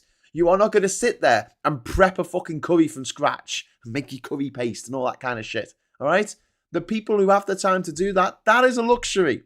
And I know a lot of us who love cooking, I'm looking at you, Gallifrey and Ren, we can have the time to spend doing what we love and cooking this wonderful food. But the reality is that a shitload of people who are in insane time poverty don't have the time to make good food. Don't have the time to get fresh ingredients and put that food together and make something delightful. They only have time to pop something in the oven or pop something in the air fryer or pop something in the microwave and it cooks. Everything else takes prep time. Fuck off with this. It takes 5 minutes to make this salad. No, it doesn't. When you've made a fucking salad in 5 minutes, even if you're going like ultra fucking fast. What are you? One of these professional chefs who they get the carrots and go along it really fast. Most people aren't like that. Most people are fucking normal. They're like, oh, where are the carrots? Oh, looking in the drawers and I'm sure we had some carrots. Oh, they're not in the fridge. They don't need to be kept in the fridge. Oh, okay, found that. That's a minute and a half. You get the cucumber. Okay, got the cucumber. Okay, good. That's good. Put that on the side. Tomatoes. Okay, we got the tomatoes. By the time you got the fucking stuff out the fucking cupboards in the fridge, it's been 5 minutes. What should we cook this fucking 3-course meal in 5 minutes? When I do a roast meal on a Sunday, right? It takes 2 hours. It just takes 2 hours. That's how long it takes. Because the meat goes in for an hour and a half always, whatever the fuck it is, 180 for about an hour and a half. It's fine. It'll cook. And you take it out, and do you know what? It's fine. It'll still keep cooking when you're taking it out because that's the way it works. I don't know. And then you've also got to you've got to peel the spuds. You've got to parboil them. You've got to then get the oil in the oven and make it hot, and then take it out, and then smother the spuds in the oil and put them back in so they get all crispy on the outside and fluffy on the inside. Yes, you gotta get all your veggies together. You know, you gotta get your broccoli and your cauliflower and your beans or whatever you're having. You gotta boil that up. Keep the water though, because that's good for the gravy. And then it's like doing like 17 things at once. And like after 2 hours of cooking, you're fucking exhausted, and then you've got to do the washing up. Which, depending on how many pots and pans you've used and how many plates the kids have gone through, that's another fucking hour. Even if you've got a fucking dishwasher, it still takes a long time to stack the dishwasher, to the stuff you can't put in the dishwasher that you've got to wash by hand. It's like 3 hours of your day. That doesn't include the time it takes to eat the fucking stuff. 3 hours to make a roast dinner and clean up afterwards. And these twats are like coming on the TV. Oh, it takes 5 minutes. 5 minutes. Like, oh, fuck off. And time poverty is something that I think that we should be talking about a lot more, because time poverty is what causes people to speed in their cars. It's what causes people to just get some ultra processed food in the supermarket because they haven't got time to cook something, because they're time poor. They haven't got time to spend time with their friends and their family, and therefore people feel neglected, or they feel like they haven't got any connection, and therefore their mental health degrades because they haven't got the time to take care of themselves. They haven't got time to go for a nice walk or sit in the park or do something, do some exercise, go on park run or whatever. People who are time poor are really suffering at the moment. And a lot of people are, because of the cost of living crisis. People are working longer hours, more jobs, 0-hour contracts. And this is, all tied in. The more time poor you are, the more likely bigger your footprint is going to be, your carbon footprint. I hate that expression because it was invented by the fucking carbon industry to put the blame on us for their crimes and misdemeanors, but high crimes and misdemeanors. Their crimes against humanity.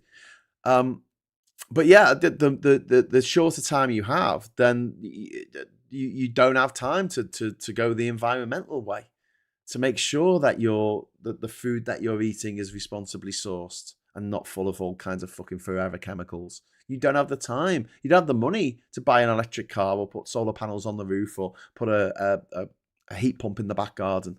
You don't have the money to do that. You barely have enough money. If the boiler goes, you're fucked. It's going to cost $2,000 to fix, and you don't have $2,000. So this is all tied in with energy and decarbonisation. The report also assumes a rapid expansion of renewable energy and envisages wind, solar, electrification, large-scale decarbonisation. And the target here is complete decarbonisation of energy systems around 2050. Now, if I was in charge of the government, here's what I'd do right now, right? Solar panels for everyone, right? Anyone who wants a solar panel can have a fucking solar panel. The deal is you have to have it linked up to the grid, and you have to give X amount of your sunshine to the grid. When I say it's going to pay for itself, it will fucking pay for itself. You have to give a certain amount of your electricity that you generate on your roof to the grid. That's it. You do that in every fucking house in Britain. Oh my God. We will have more power than we would ever possibly need to use. You'd have your fucking data centers,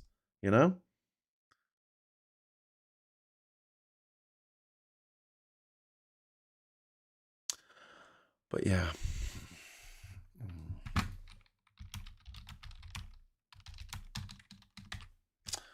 So, my God. But yeah, to do this would require an enormous investment. But the money exists for that investment.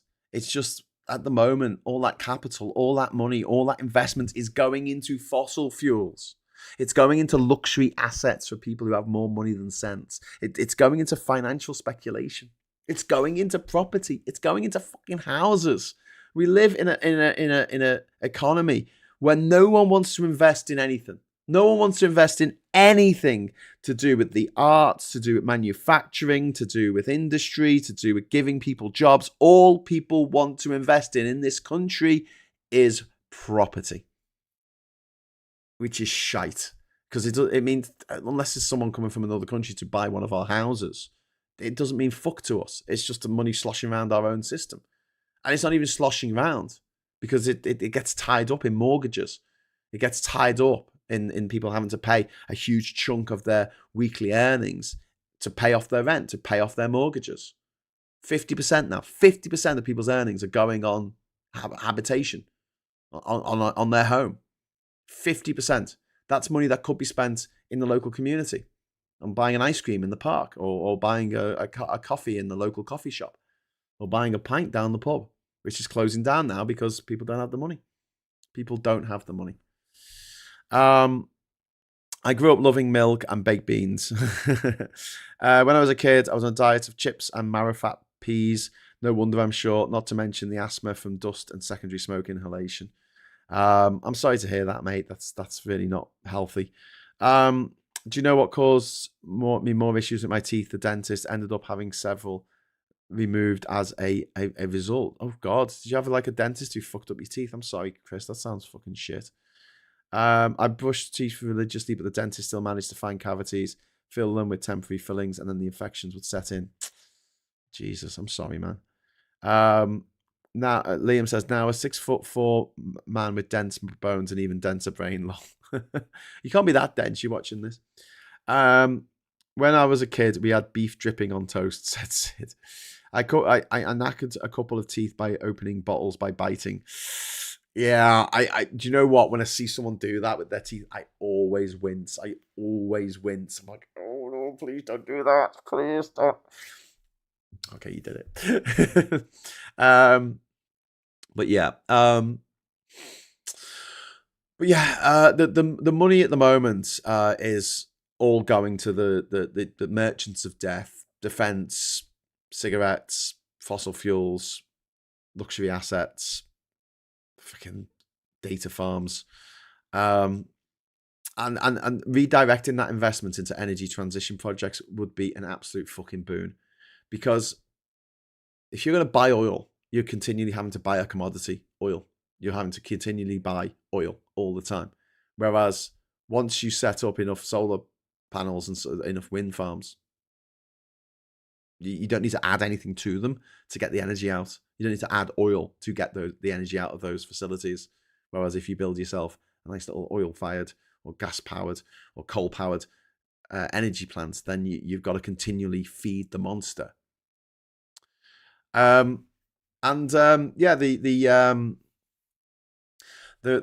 report also models different futures. Under its preferred scenario, global warming would reach approximately 1.8 degrees C, and you could compare that to the very pessimistic scenarios of the average temperature of the planet increasing by up to 4.5 degrees C. And the difference to this is enormous. Around 4 degrees C, the extreme heat becomes far more common. Agriculture disruption intensifies, coastal flooding worsens, water shortages worsen, and that will pile on migratory pressure as humans have to move out where they live. They don't want to. No one wants to move out their home, generally. Generally speaking, people would love to stay in their home. It takes a lot to get people to leave their home. It takes an incentive. You know, they think they're going to get rich or something like that. Yeah, they're going to be forced out of their homes because they'll be uninhabitable.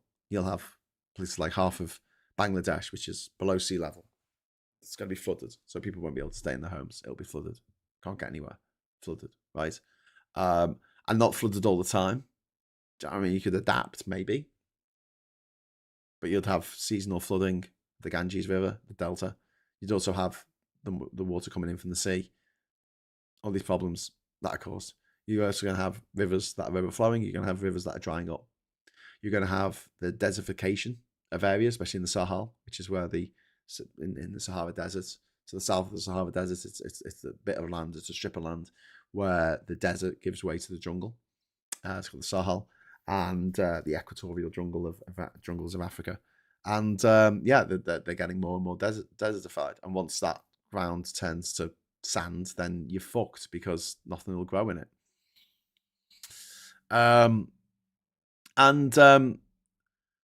The Thomas Piketty is directly targeting in this what he talks techno extractivism, which is this refers to this worldview that is increasingly common amongst Silicon Valley billionaires, libertarian investors, Trump-aligned business figures, that prioritizes AI expansion, data centers, energy consumption, like conspicuous energy consumption, just eating that energy like crazes, and also the resource extraction.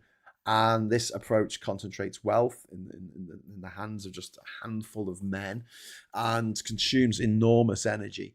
It increases inequality and it treats environmental limits as irrelevant. And Piketty's argument is simply that building more technology without addressing distribution is going to solve fuck all. It's not even a sticking plaster. It's actually demonstrably going to make things worse. And the political problem is the big problem here, because even the report looks at this and goes, this is going to be difficult. Consider what would be required: global tax cooperation, wealth taxes, reduced working hours, large public investment programs, international climate agreements. And each proposal faces powerful opposition from the richest men in the world, from the fossil fuel companies, financial interests, tax haven jurisdictions, political parties funded by wealthy donors, such as we just said with refuck. The report identifies politics, not technology, as the primary obstacle, and they are absolutely right. Joe, it would really help if we're in some kind of, I don't know, group of countries here in Europe that work together for the betterment of all of its citizens. Imagine being part of that group.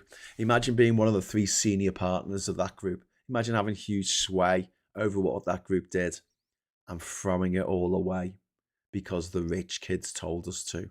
The richest people you'll ever meet told you to give up your rights, to give up your freedoms, and to give up our seat at the table in the European Union.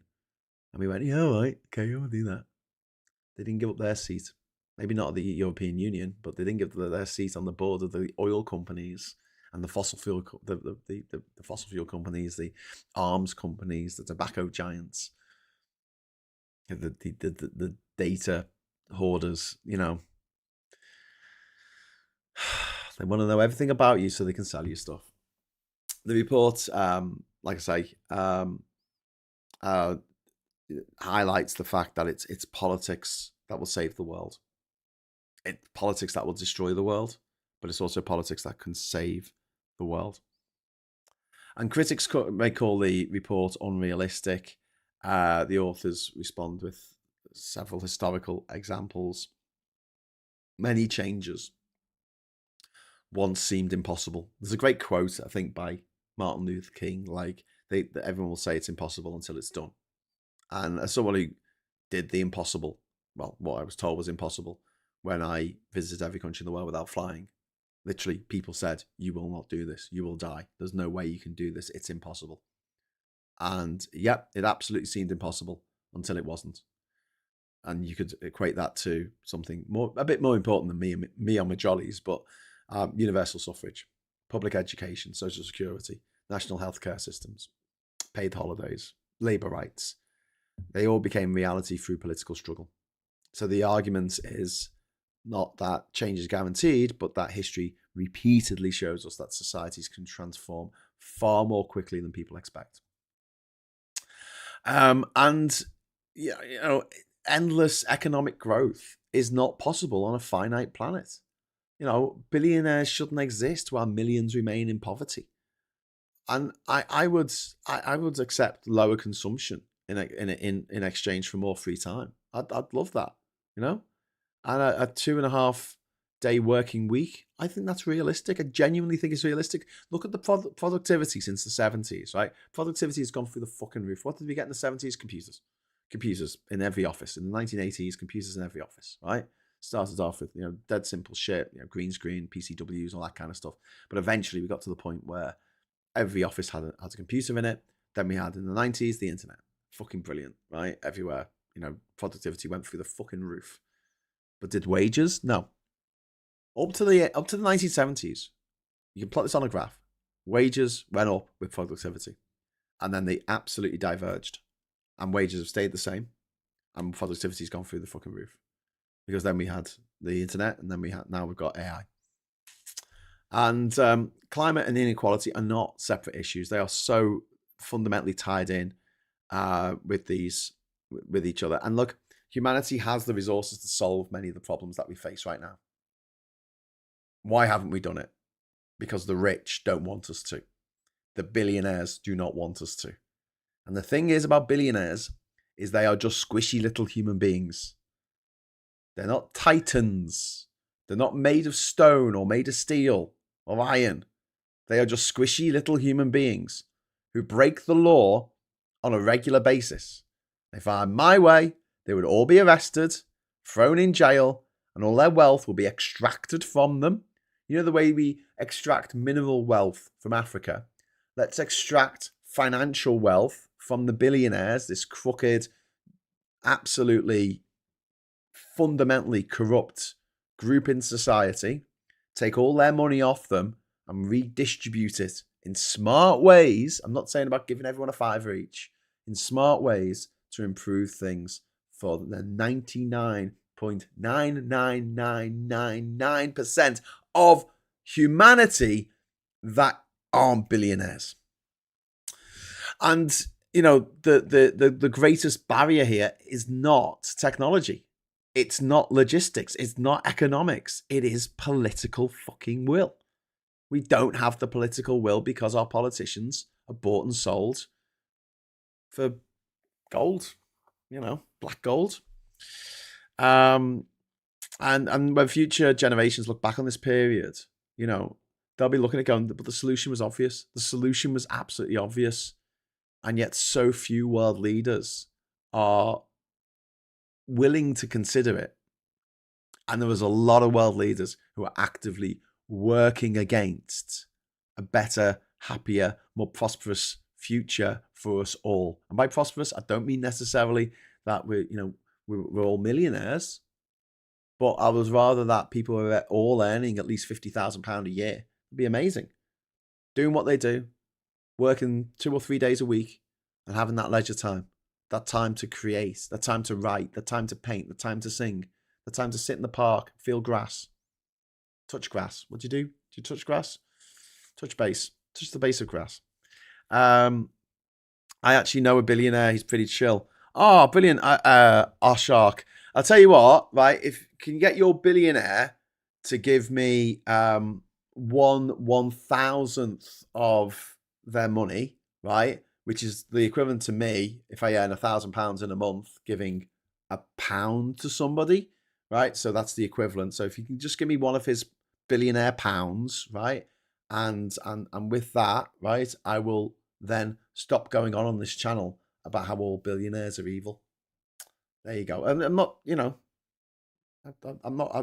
don't have huge sway over the mindset of people in this country or elsewhere. But just saying. Indeed. Anyway, so we're going to go over to the papers today, and I'm papers now. Sorry, and I am going to talk about Farage a little bit because the front cover of the Mirror is worth pointing out today. So we'll get on to that. But he's currently living his best life from hotel, just doing whatever he likes. Well, what he likes to do should be giving me money. Give me money. Give some money. Created a company with some new tech that got sold to a major US company. That's all right. Pete Denkat says, in other news, Zack Snyder is reported to be remaking Escape from New York. Oh, don't remake the good films. Remake the shit films. Remake the films that were nearly great but weren't. That had a great idea but were poorly executed. Remake them. I'm seeing some quite disappointing reviews of He-Man, by the way, which I'm not happy about. apparently it doesn't have the balls to just be silly because He-Man is essentially silly. And that, they should have just gone for the whole Flash Gordon style, just absolutely camp hilariousness. But they don't. They take it far too seriously, and it's got Jared Leto in it, and I don't know how that fucker still manages to still what's his name? Jared Leno? Jared Leno. Is it? Who's who? Yeah, Leto. Jared Leto. He's a twat. He's an absolute. I don't know why he still gets work. Like everyone hates him who works with him, and he just does stupid, crazy stuff. And he's in loads of shit films, like really, really pathetically shit films, like Morbius and Tron Ares and stuff. And he's just, I don't know. The stuff that I've heard about him has not made me warm to him. Let's just put it that way. Okay, so let's head on to the papers. Where are the papers? Come back, papers. Come back. I didn't mean what I said. There you go. Oh, good. It's the bald guy who's going to be the future king there. He's playing ping pong, beer pong, by the looks of things, with his pint. So don't forget what he looks like, okay? Because if you forget what he looks like, it'll be the worst thing ever. Can Mr. and Mrs. Dua Lipa help save Britain? I don't know. I don't think so. Make my day. Clint Eastwood's 10 best films. Ooh, there's a question for you. Whoa, comment of the day. Sorry, that animation wasn't supposed to come up. We already had that one. It was Olivia Wilde. I'm They're going to have Unforgiven as number one, aren't they? Definitely going to have Unforgiven as number one. I think. Play Misty for me. Pale Rider. Was that him? I think so. Fistful of Dollars. A few dollars more. Good and Bad and the Ugly.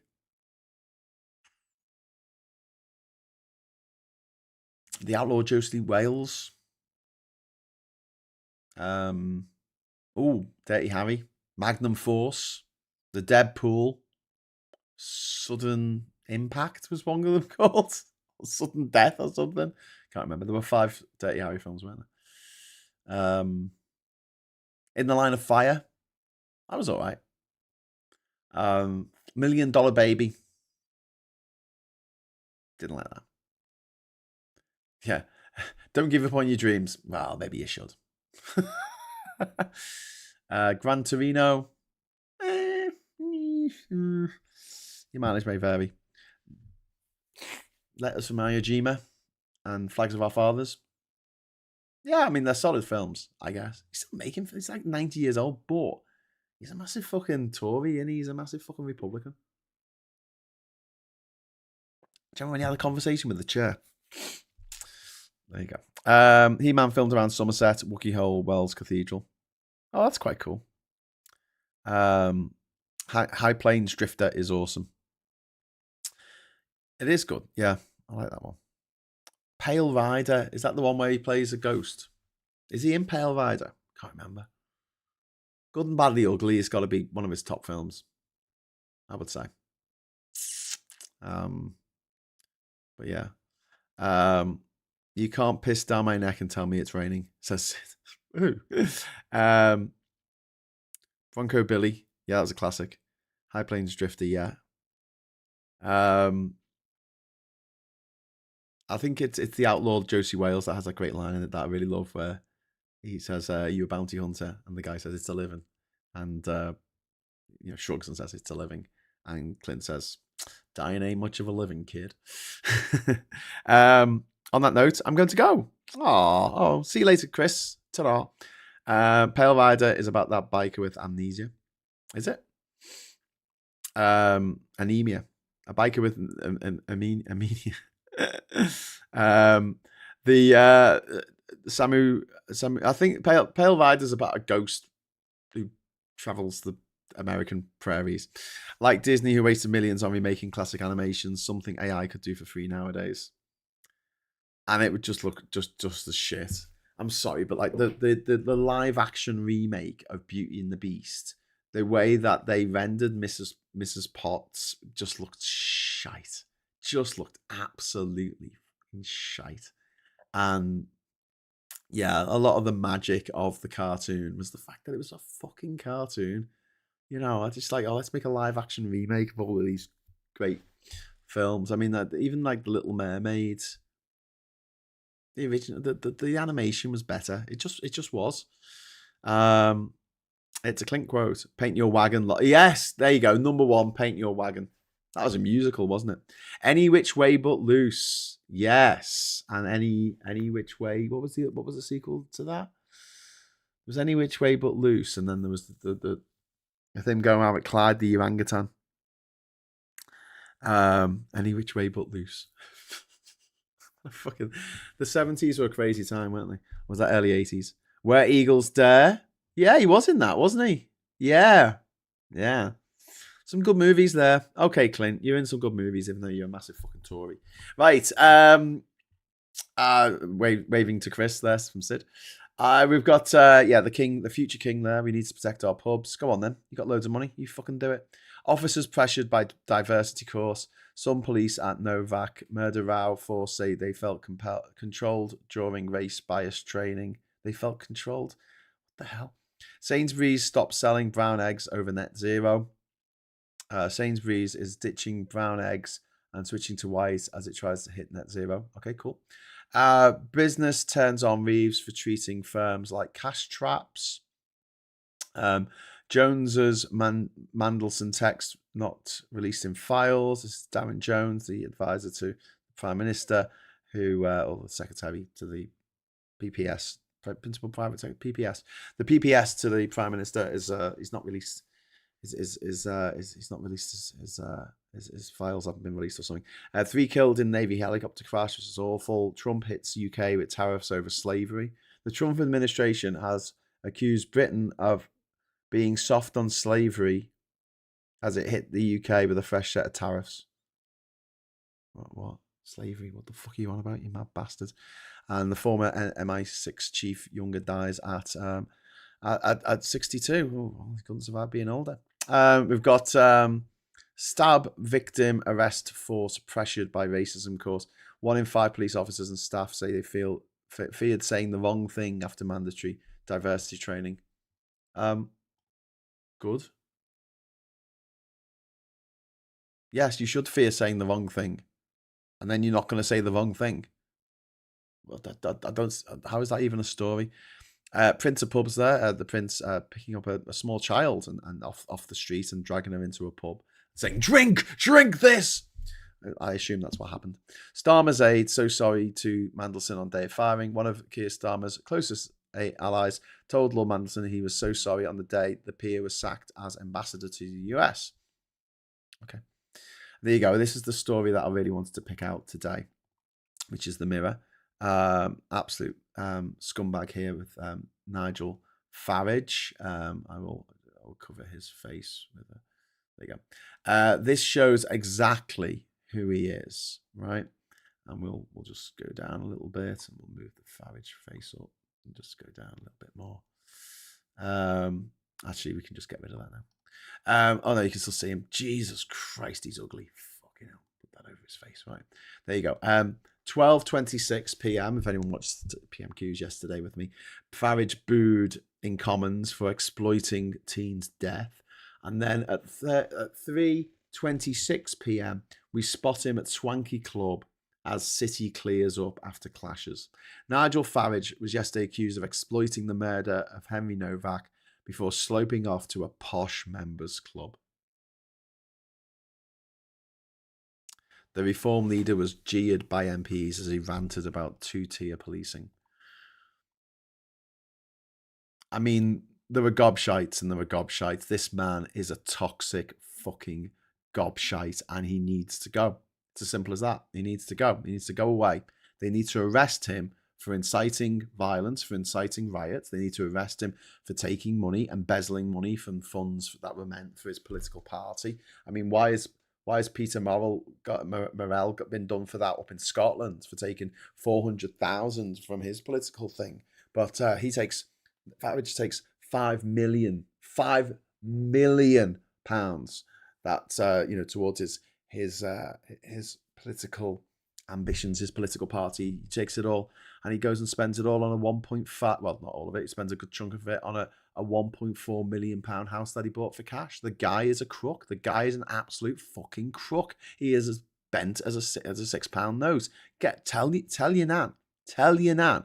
He is a grifter. He's a con artist. He's a greasy used car salesman. He is part of the fucking chattering fucking elites. He is one of the wealthiest people in the country. He worked he worked in the city of London before becoming a career politician. He went to one of Britain's top private schools. He is a piece of shit. He is a genuine piece of human fucking garbage, and he deserves to spend the rest of his life behind fucking bars for the pain and the misery and the suffering that man has caused. It is almost immeasurable, the amount of suffering that Nigel Farage has caused the people of this country and people in other countries as well who had the misfortune to be married or in love with someone from this country, or happened to live here because they were allowed to, until Farage said, no, I don't want you to live here anymore.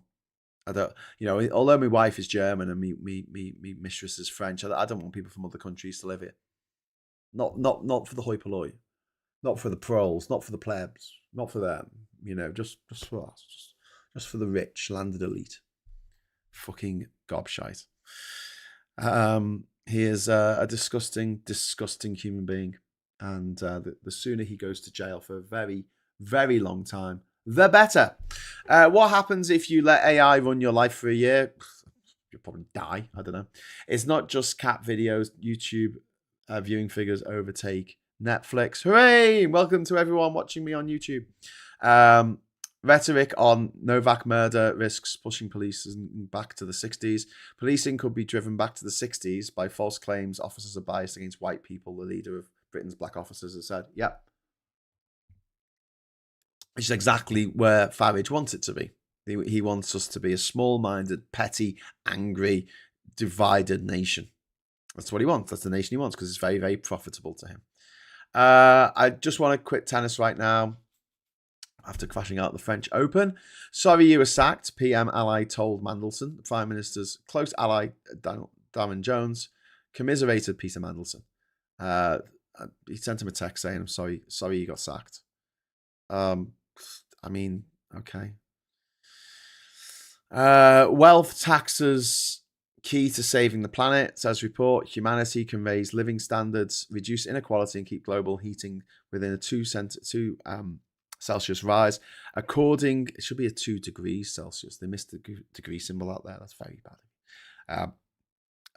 According to a sweeping new vision for planetary survival.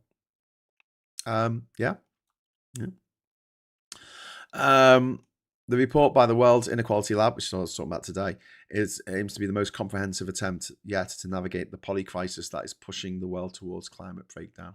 The polycrisis is built on the shoulders of like a handful of men, a handful of gruesome men who are fucking things for everyone. And they're, like I say, they're little squishy human beings. We can arrest them. We can put them in handcuffs. We can throw them in a jail cell. Take all their money off them and spend it on society. Banned from Russia for exposing Putin's crimes. So this is about an journalist who's been banned from going to Russia because they've told people that Putin is a very, very bad man, which he is. And then we've got the Daily Mail here. Spongers, cheats and liars. Everything I've learned about men in a lifetime of dating. Tories call for Henry police to be investigated. Excruciating new leaked WhatsApp from Starmer's closest ally on Mandelson and Reeves. Doesn't fill you with confidence. Well, there you go. We've got 3 lines will roar. Sir Geoff rallies England's heroes. England 1966 World Cup winner Sir Geoff Hurst believes our hero 3 lions will return home with the trophy this summer. Okay. Got to beat Panama first. Police chief apology for Henry Novak tragedy. We've got the same picture of the Prince of Wales in case you forgot what he looks like. Then down here we've got Yusuf Uwazak, Farage ally slammed by former Lib Dem leader for branding prostate checks for black men racist, even though they're twice as likely to get cancer. Fucking, I mean, imagine being like a racist ethnic minority. Imagine being part of an ethnic minority and being racist. Like, do they really think that they'll go, oh no, they're one of the good ones. Don't put them in the camps. Don't deport that one. He's one of the good ones. These people are as naive as they are fucking stupid.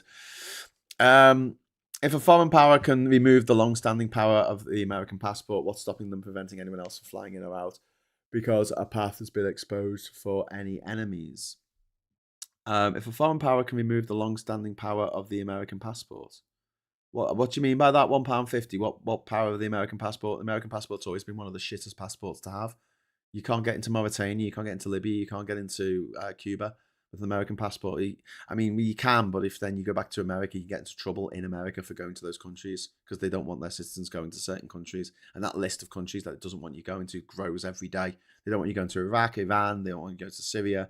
They don't want you to go to Eritrea. So if I was American, I had an American passport, I couldn't visit every country in the world without flying. It's as simple as that. I wouldn't be able to do it.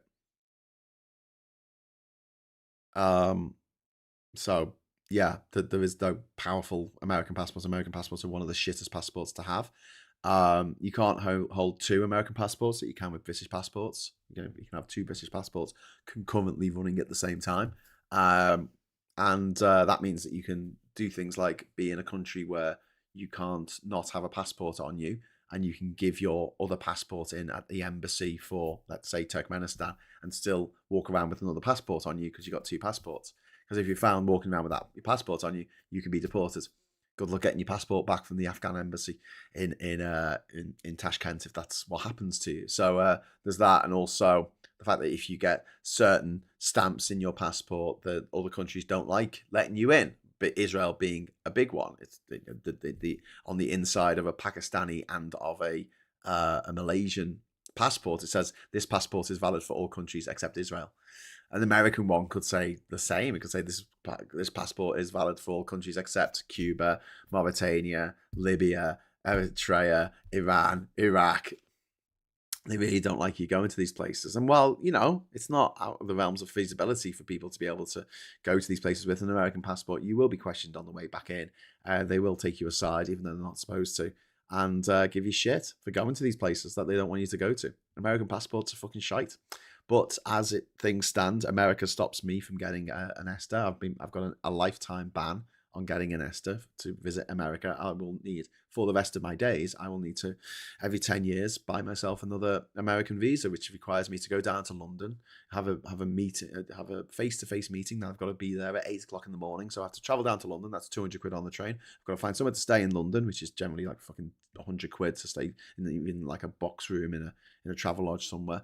And then I've got to get to the passport office and sit there for hours and hours on end until I can have a face-to-face meeting with someone so they can establish that I'm not a terrorist. And then eventually I might be, maybe allowed to have a visa, which costs about 200 quid to even apply for. They might say no. And then I've lost me 200 quid, and I've lost me 200 quid for the train down. I've lost me 100 quid for the hotel. Though I'm not going to get it back. It's not like I can get insured against not getting a visa for America. So as far as I'm concerned, I don't give a fuck if someone's got an American visa, an American passport. If our governments don't want to let them in, if our Home Office doesn't want to let them in, then we don't have to. We don't have some moral obligation to let any old fucker come into our country.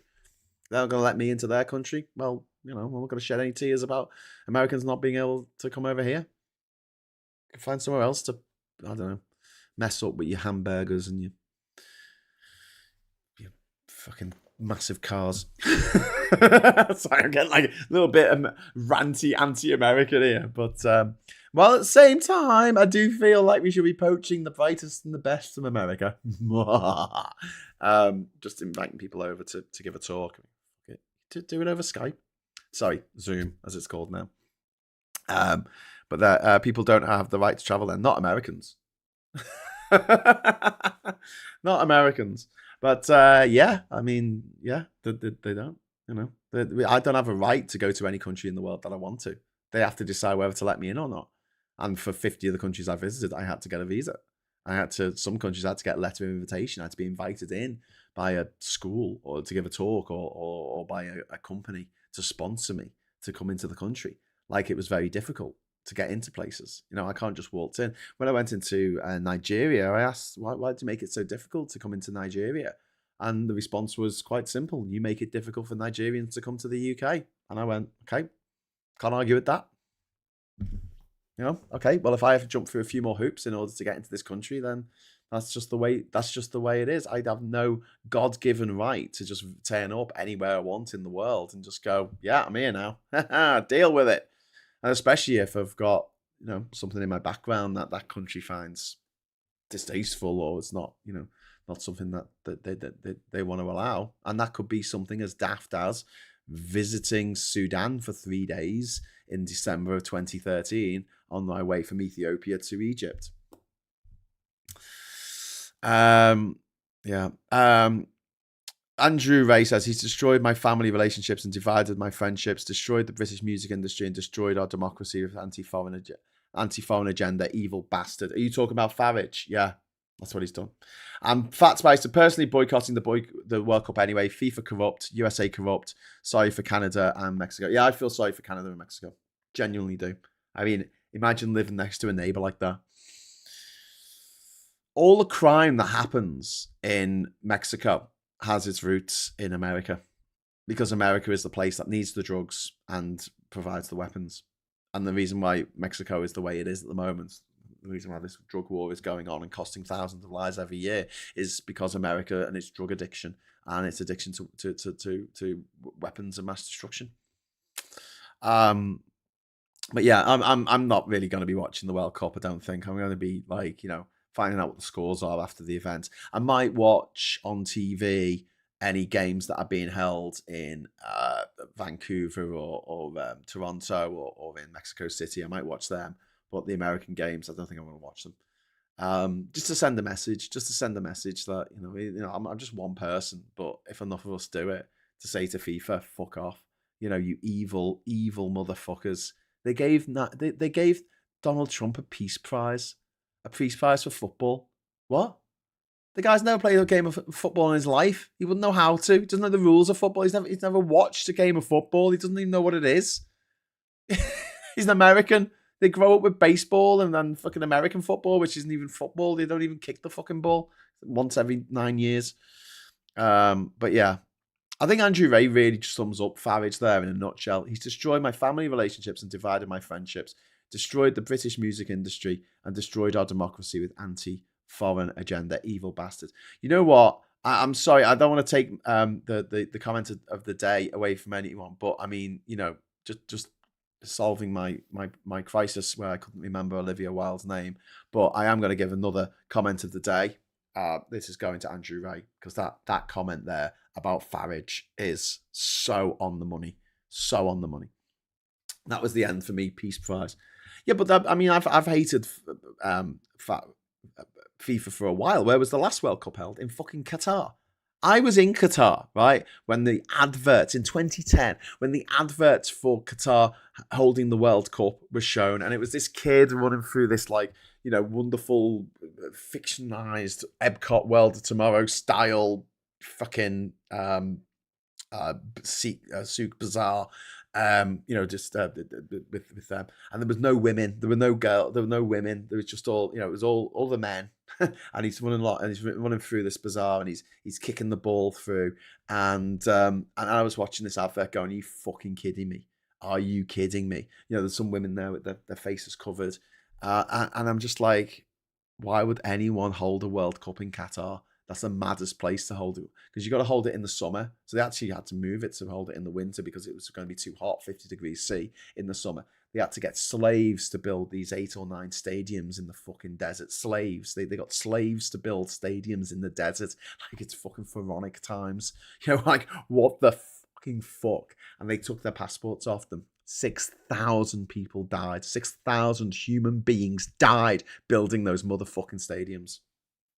What they should have done is every 5 minutes of play in every match, they should have brought someone out from the crowd and just shot them in the back of the head in the middle of the just so you really got the visceral experience of those people fucking dying for football, so they could hold this tournament in the desert.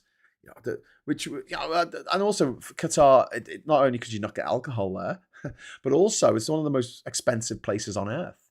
And so if you've got teams like Senegal or Ghana or somewhere, getting into the World Cup, fuck all people from their country can actually go and watch the game. It seemed cruel, absolutely cruel. And then where was the World Cup held before that? In 2018, fucking Russia. After it had not just invaded Crimea, but blown up MH17, the Malaysian Airlines flight with 300 innocent people on board. Not only that, but also by that time they had murdered a British citizen, Dawn Sturgis, at the behest of the leader of that country, of the leader of the dictator of the Russian Empire, the emperor himself, Vladimir Putin. At the behest of him, a British citizen died of Novichok poisoning. And first responders were put at critical risk of this nerve agent that was used to try and kill the Skripals in Salisbury. And yet they still had a World Cup. And now it's gone to America. Fuck off. No. FIFA is an evil institution. And they have taken what should be a working class game and they have fucked it. And they have made it something for the rich. Playground for the rich. Because you can't afford to go to these games anymore. You can't afford a season ticket if you aren't fucking loaded. And that's just domestically. These tickets that are going for $10,000 for a fucking seat. No wonder they aren't selling. There's a match this weekend, right? A friendly between New Zealand and England. And it's in a 66,000 seater stadium. And they've only sold about 13,000 seats. So there's going to be 50,000 empty seats in this stadium in Tampa in Florida for this friendly. Imagine playing the England football team and you're playing in a stadium with all those empty seats. Now, I once saw the England cricket team playing in St. Kitts, and where they were, it was just a field. It was just a literal field, and it was funny because I've seen England play before at the MCG in Melbourne, which is like, I don't know, fucking 70,000 seats a stadium, and it seemed funny to me that that they were going from being at this massive stadium with thousands of people watching to just basically knocking balls around in the park in say Kitts and Nevis in Basseterre, the capital. And I was talking to some of the guys afterwards, and like, no, this is great. And it's they said, we'd rather play in a field like this with all the locals standing out, because like they had like it was honestly like it was one of the best days of my travels going to watch England and play versus St. Kitts.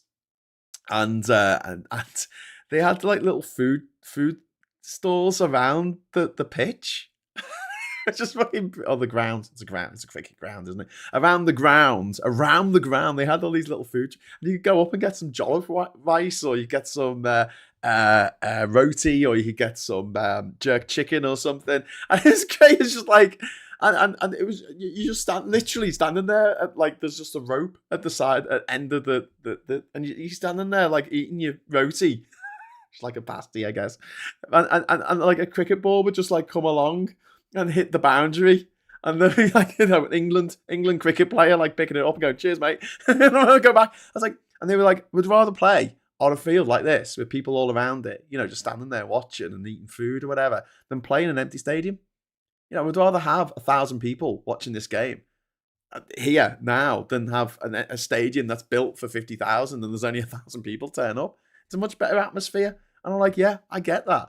And in America, they're going to have all these games. And I don't know how the sales are going to go for the main matches. This is just a friendly I'm talking about with England versus New Zealand. But like from what I've seen, right? So when you go onto the FIFA website in incognito mode using a VPN, you've got to give them your email. You got to give them your email, you got to give them your phone number, you got to give them your inside leg measurements and your dad's maiden name and all that kind of shit, right? And you get through and it asks you which team you follow. And so you've got to pick a particular team. So what they do is they make it so there's only certain areas of the stadium that you can get tickets for. So if you put a different team that you follow, it'll give you a different area, right? And so on the one that I looked at, there was and it wasn't even an England match. It was just a match. And I put like I support England, and it had two blocks that were right next to the pitch, right? That were for the England fans, right? And it wouldn't just be England, I assume. I assume it would be Scotland and also France, maybe, and Spain, a few other fans. So if you clicked on whatever, you'd end up getting this part of the stadium. And the tickets were like $600 each, right? And there was a lot of blue dots. There was a lot of blue dots. What can I say? There was and these were the last chance tickets, the late last chance tickets. This is your last chance to get tickets to the World Cup. And I was just looking at it going, and that was at the beginning of fucking April. Okay, so they were assuming they were going to have sold it all out. In fact, Infantino, the bald-headed leader of the evil bald-headed cat-stroking, presumably leader of FIFA, he said in February that they had sold like 500 million tickets, and then they had to clarify afterwards to say they were hoping to sell 500 million tickets or whatever the fucking news was. But there you go. Graham, there were probably more, but they were all arrested by ICE. Yeah. People going to the World Cup are going to have an ICE experience. Ice, baby. Is St. Kitts where the Kit Kat was invented? Yeah, maybe. St. Kitts and Nevis. It's spelt Nevis, but it's pronounced Nevis. All matches in Qatar cost the same, as I recall. So the finals cost the same as the initial matches. But I agree that both Qatar and the FIFA are most corrupt and evil. But at least it was not. That was not bad. Yeah, I know the ticket prices were, but the 6,000 people who died building the fucking stadiums in the heat of the desert in the summer, pouring concrete, causing a huge amount of climate destruction to pour concrete for these stadiums. I mean, yeah, just really fucking grim. Is Scotland representing us in the rest of UK? Well, Scotland's in the World Cup this year, which is going to be fantastic to see Scotland play. I hope they do quite well. England's in a group with Panama, so I'm going to be a little bit of divided loyalty there because I always support the underdog. And in that case, Panama's going to be the underdog. And I have a bit of love in my heart for Panama. I've had some good nights out in Panama. It's funny now when I think about like countries around the world. Like most people will think, this country, exists just about. Whereas I sort of look back on places and just go, Kiribati, God, I had a good night out in Kiribati. I nearly died. I did nearly die, but I had a great night out. Tell you how I nearly died in Kiribati, right? We were coming back. I was drunk, right? Which starts most of the stories that I'll tell you. But I was in Kiribati in the capital Tarawa atoll, and I've been out with some of the crew of the ship, and I've been drinking like all day. I was fucking wasted, and we were coming back to the ship, right? And the ship was out at anchor. It wasn't alongside because the port there is not big enough to fit the ship in, right? So we were at anchor. So we have to take a launch. We have to take a little boat to get to the big boat, right? We get to the big boat, and there's a rope ladder to go up. And I take hold of the rope ladder, right? And I move my foot up, and the boat's going up and down like quite a lot, probably about 1.5 feet, with the waves and that. So I'm going up and down. I'm really drunk. I grab hold of this rope ladder and I try and step foot onto the bottom rung, right? And I miss because I'm drunk. I miss, and I'm holding on, right? But I go flat against the side of the boat. And the boat that had brought us in, and I say it's just a small boat, it's a small boat compared with the fucking massive container ship that we're on, but it's still like a big, heavy boat. You're talking about a few tons worth of boat here, right? And I grabbed hold of it, and luckily for me, the boat that was attached to that come alongside moved away a little bit with the waves, moved away from the big container ship. It moved away a little bit. If it had been moving towards the ship, I would have been well and truly crushed by the side of the small boat that I was on, because I was hanging off this rope ladder. Obviously, I was straight down. I would have been crushed between that and the actual ship. Maybe maybe I would have survived, but I don't think I would ever walk again. So yeah, that sobered me up pretty quickly, but I managed to scramble up and get up. The other time that I nearly died was I wasn't drunk. The second time I had been out looking for adventure in Fortuna. So there's islands called Wallace and Fortuna Islands, which are part of French. It's not part of French Polynesia, but they're French possessions in the Pacific Ocean. And we went to Wallace, and that was fun. Then we went to Fortuna, and there was a lake there, which is a crater lake, which I really wanted to see. So it's a perfectly spherical lake. It's absolutely just completely, so like God got a protractor and just span it. That's protractor, that's the wrong word. God got a compass and span it round and just went, right, that's a lake there. And I kind of expected, because I thought it was a bit of a tourist spot, I kind of expected to be a path down to it or whatever. But there wasn't. So I ended up walking through essentially the jungle, the forest, in order to get to see this lake. And apparently in this lake is where, during World War II, the Americans dumped a lot of arms, a lot of I think there's a tank in there and stuff. They just, anything that was left over on the island, they threw it all into this crater lake. No one knows how deep it is. And I got quite close to it. And if you can imagine a crater lake, so imagine a lake, it's a perfect circle, and it's like a cliff all around it, which is about, I'll say about 30 foot of cliff, right? All around it, right? I'm not Cliff Richard. So I was walking tentatively down, because we had all around this lake was a slope coming down like this. All around was a slope, and it got quite steep, the slope going towards the cliff edge, and I slipped and started sliding, and I couldn't stop sliding towards the water. If I'd gone off the cliff, right, 30 foot down into the water, hopefully I wouldn't hit any rocks on the way down, but there was no way out of the water.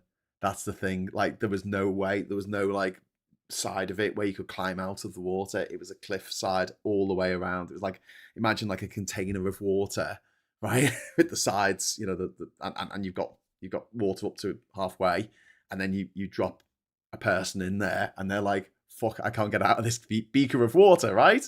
It would have been like that. Anyway, so I'm sliding down on my arse, right? And my underwear elastic, no word of a lie, snagged on a root, right? And basically wedgied the fuck out of me. But it slowed me down enough to grab hold of the roots around me to stop me sliding. I was on my own. I had no mobile phone reception. And if I'd gone in that lake, I don't think I would have been getting out. And I don't think anyone knew where I was either, because I'm just a dickhead. I just turn up and go, oh, I'll have a look at this. A lot of the things I've done in my life, I've just been very lucky. It's a very lucky thing that I'm still with you. I look back and go, fucking idiot. But, I look back on these things and think, I'm not doing that again. But yeah, saved by my underwear. There's actually a photo of me holding up my ripped underwear, because obviously the elastic ripped away from the rest of the underwear. But yeah, it was a little bit scary. Because it was in the Lonely Planet. It was like, hey, why don't you check out this fucking crater lake? It's got to be cool. And I'm like, okay, I'll have a look at that. And then, yeah. It just gave me chills like the Grand Canyon. Thank God for your underpants. Yes, Mr. Tisson's why you should never go commando. That, and you might fart and follow through. Anyway, so just to go to the Financial Times, last but not least, we've got could debts of war cost America its empire? Yes.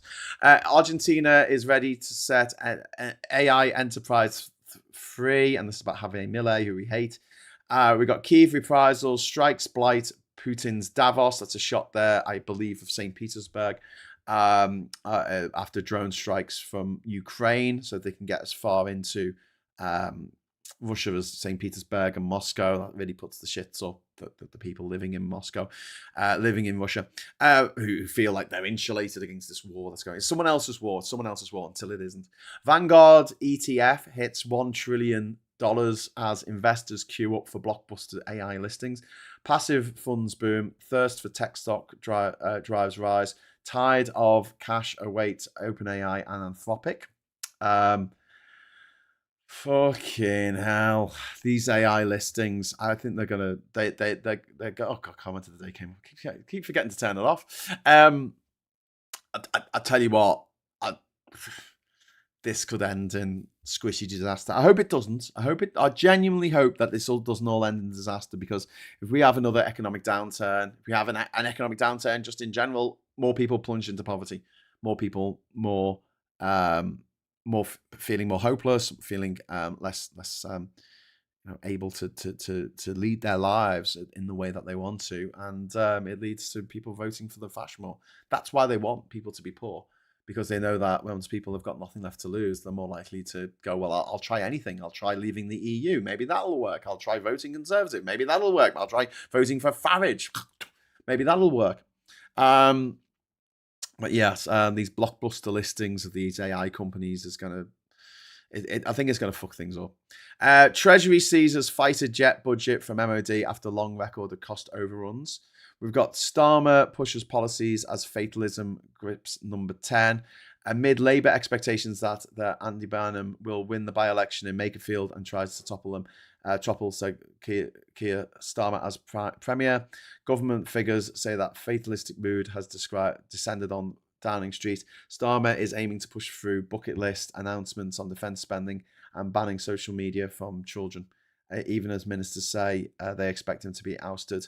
The fight has gone out of the building. The bucket list. Well, do you know what? Keir, listen, come here, Keir. If you're going to write a bucket list, make it a good one. Don't be like incremental funding for fucking bullshit, right? Fucking make it a good one. Just go mad. Just go fucking bonkers. You've got a 150 seat majority. You can do what the fuck you like. Do something crazy. Go on, just try it. Go for it. Fed up of being at the edge of the, I'm fed up of being sort of like our politics always being dictated to by the bond markets. And by like, oh no, the increase in borrowing. In the same way that we have become tied to our homes through rent or through mortgages in particular. You're tied into it, 25 years, 30-year mortgage, right? And you're tied into it. And if you miss one payment, even after paying for 27 years, you paid into your 30-year mortgage, and then you miss a payment, the bank can legally take your fucking home. They can just fucking take it. I don't know. So people are beholden to their debt. And the same thing happens with our government. We are beholden to our debt. The Tories ramped up our debt to go fucking crazy, to the point where 100 billion with a B, 100 billion pounds a year is spent on servicing the interest on the debts that we have, right? To all the people who own and all the financial institutions that own bonds in the UK, government bonds, government gilts, as we call them over here. We because we're in so much debt, we can't break away. We can't say, no, we're not going to do that. We're going to do something else. We're absolutely beholden, in the same way that people are beholden to their landlord or to their bank for their housing situation, or they'll end up on the streets. We are beholden to the people who own these bonds. And we shouldn't be. We shouldn't have that much debt. We have that much debt because of the fucking Tories. The Tories put us in all this debt because they wanted to lock us into a system where the rich who own the bonds can dictate what our government does. Nothing too radical, or the bond market will go bananas. Be brave, Stam, and the bloody media don't help. Yeah, that's very true. I think Top of the World should be an illustrated version, including that photo. Thanks very much, Alexa. No, actually, that's going to be in End of the World. That's in the last book. Those two stories that I just told, because that's when I'm going around the Pacific. So the End of the World refers to a lot of things, like the end of the journey. The fact that most of it was spent going around the Pacific, where the waterfall at the end of the world is OVS. It also refers to the fact that in that book is the book where I lost my sister, and sorry, spoilers, I ended up splitting up with Mandy, my girlfriend. So yeah, end of the world there. And also there is something quite special about the end of that book, which is that I promised that I would get back to the UK well, I didn't promise, but I said as a bit of bravado that I would get back to the UK for the end of the world, which was supposed to happen on, was it December the 12th, or December the 14th was going to be the end of the world.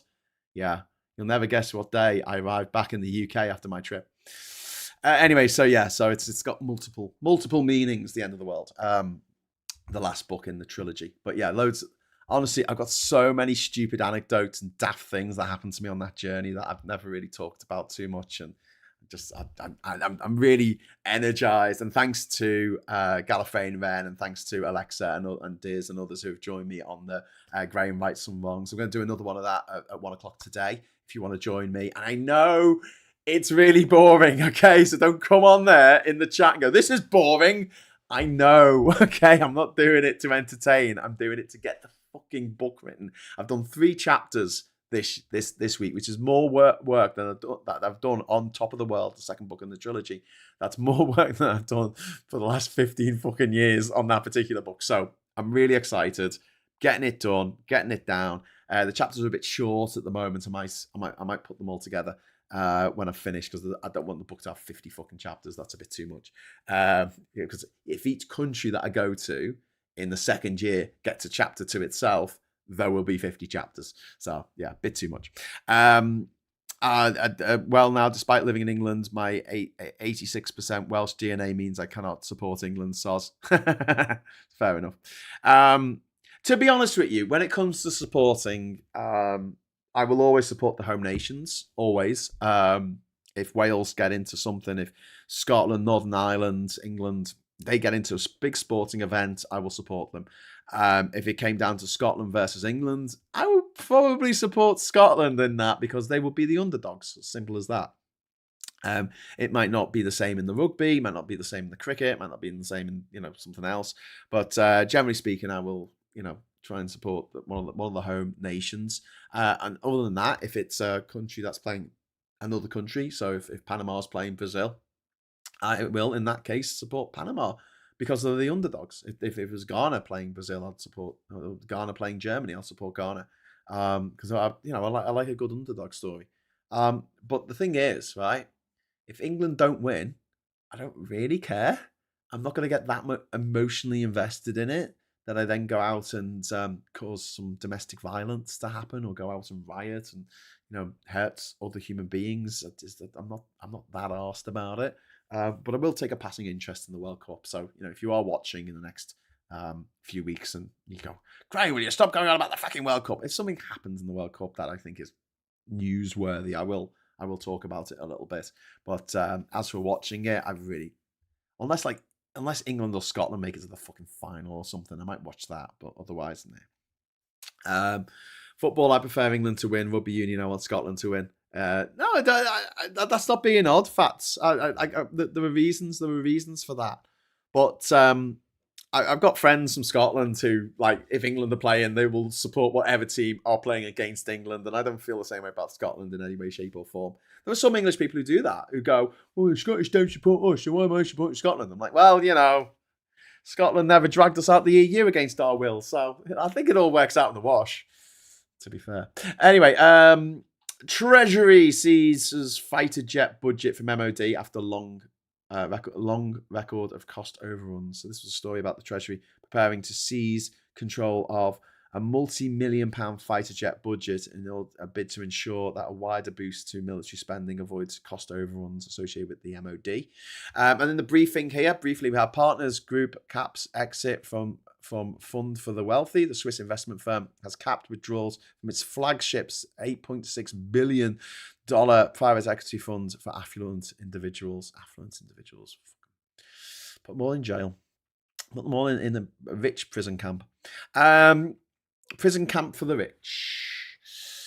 Unilever stands by tie-up. The Dove and Marmite makers chief has defended his decision to combine the group's food business with US spice and sauce maker McCormack,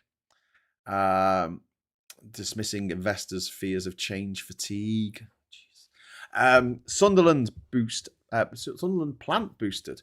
Nissan has signed a deal with Chevy to manufacture the Chinese group's vehicles at the Wearside factory in a move to secure the long-term future of of Britain's largest car plant. I have a question. So I live in Durham, which is on the River Wear, right? And there's a weir on the Wear. In fact, there's a couple of weirs on the Wear. If you go into Durham City, you go on the bridge, the Framlegate Bridge, or I don't know if you can see any weirs from. Yeah, you can from Old Elvet Bridge as well. You can see these weirs right on the Wear. Now, what I want to know is if the term weir, as in a little artificial waterfall that's been made, to avoid having rapids, right? So it replaces the rapids with a tiny little cataract. Does the name of the weir of a weir come from the Wear? I know it's spelled differently, but does it? That's what I want to know. Because the way that we a lot of rivers in the UK are called the River. Like Avon means river, so there's like 3 different River Avons in the UK, and all of them mean river. Easy for you to say. They bring back the Datsun Cherry. My mum had a beige one of those. Datsun. So that's what Nissan was called before it became Nissan. In fact, I think in Australia it's still called Datsun, The River Avon, in the local language, Avon means river, so it's the River. That's what I just said, Andy. Yes, exactly. Graham, stop, you're drunk now. No, but does the weir on the Wear mean we? If someone is urinating right by the Wear on the Wear, is it a weir weeing on the Wear? On the Wear in the Wear? Is it a weir weeing on the Wear of the Wear? Anyway. My Irish side's family name is Weir. Where is the weir on the Wear? There's a few of them. As you get that big bend in Durham here that goes around the cathedral and the castle, there's a weir just to the north of Elvet Bridge, and then there's an area where you can take a boat and you can go out rowing. And you can go as far as I've forgotten the name of the bridges now. What's it called? You can't get as far as Framlegate Bridge, which is round the corner. So if you imagine it like a massive U, then you've got a weir here, you've got one on the other side, and you've got one about halfway, and you can row, and you get to about where the halfway weir is, and then you have to sort of turn around and go back. Avon is Welsh for river. I typed it before. Sahara means desert as well. Yeah, the desert. And there's a place called what's it called? There's a place called Hill, isn't it? Toppenhow Hill. I think it is. Is it Toppenhow? I think that's called something like that. Or Torpenhow is Tor, which means hill, Pen, which means hill, and How, which means hill. So you've got hill. Major. We're here for you, G. Thank you very much, Sis. If that author Andy Weir was to go for a piss, oh my God, that would be Andy Weir, who's a weir, having a wee on the Weir of the Weir.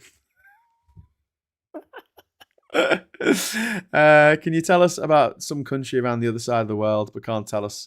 Can tell us about some country on the other side of the world, but can't tell us about your local area. I thought I was telling you about your local area, my local area, Sarah. I just don't know if the word weir is where we get the word. The name of the river is also the word, because I guess these weirs on the Wear were historical. I guess they've been there for a long time. He says as he cracks open some pistachio nuts because I haven't had any breakfast and I'm hungry. Mobark says the Human Rights Watch last report proved the United Arab Emirates was involved in Sudan genocidal war. Can you please highlight that report? Yeah, I definitely will. I think there's no doubt about the fact that the UAE has been involved in that war. So Saudi Arabia as well. But yeah, the war in Sudan between mercenaries who used to work for the government and the government army, which is just as bad, and the the violence that's been going on for the last 3 years in Sudan is just absolutely horrifying. And Sudan is just a, a, a cautionary tale. I was writing about Sudan in my book yesterday, and about how until like the 1830s or whenever it was, when Egypt invaded and took over Sudan, they took over the north, and then they opened the south up to trade. And since that moment on, the British got involved. The British started sniffing around them, and it's just been one disaster, one genocide, one coup, one bloody insurrection after another. It's a really, really sad story.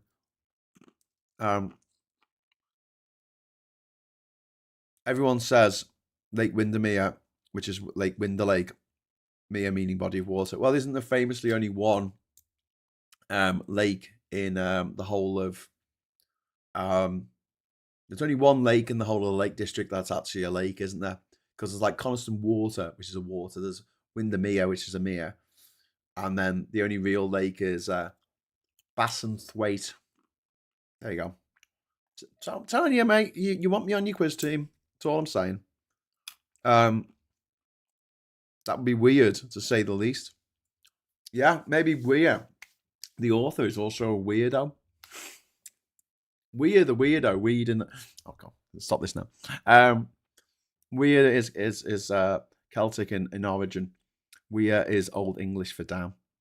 Oh, okay, cool. Bassenthwaite.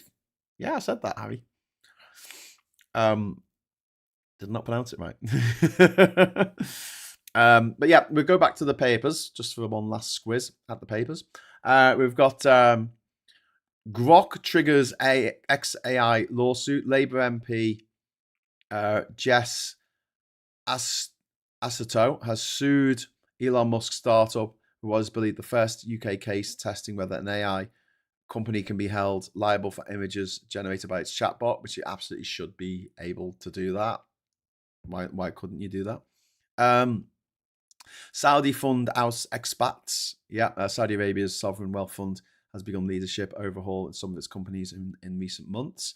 Hilton leads in California. Republican Steve Hilton, an ex-aide to then UK Premier David Cameron, has taken a strong position in the primary battle to be one of the two final candidates for the governor of the state. US resurrects tariff drive. The White House has announced plans to impose tariffs of at least 10% on dozens of countries after a probe into forced labour practices. What a load of bollocks. OECD paints a grim picture. Failure to resolve the energy crisis in the Middle East will plunge the world into a dark scenario, tumbling growth and sharply higher interest rates. Yeah. But then it'll force us, perhaps against our will, to go green. It's going to force the green revolution. We'll have to do it on a wall footing because we can't get enough oil, because the oil that is available is just too expensive. That note earlier about Alexa saying Top of the World should be an illustrated version. When I originally envisaged the book for Man of the World, I wanted to do an all singing, all dancing Kindle version. This is before Kindle actually went full color. I wanted it to have full color pictures in the Kindle version. I wanted it to have video clips of me in these different countries. The only reason why I ended up not doing that, really, because by the time I started writing Man of the World, that tech was there. I could have done it, but it was just writing the book in the first place was a lot of work.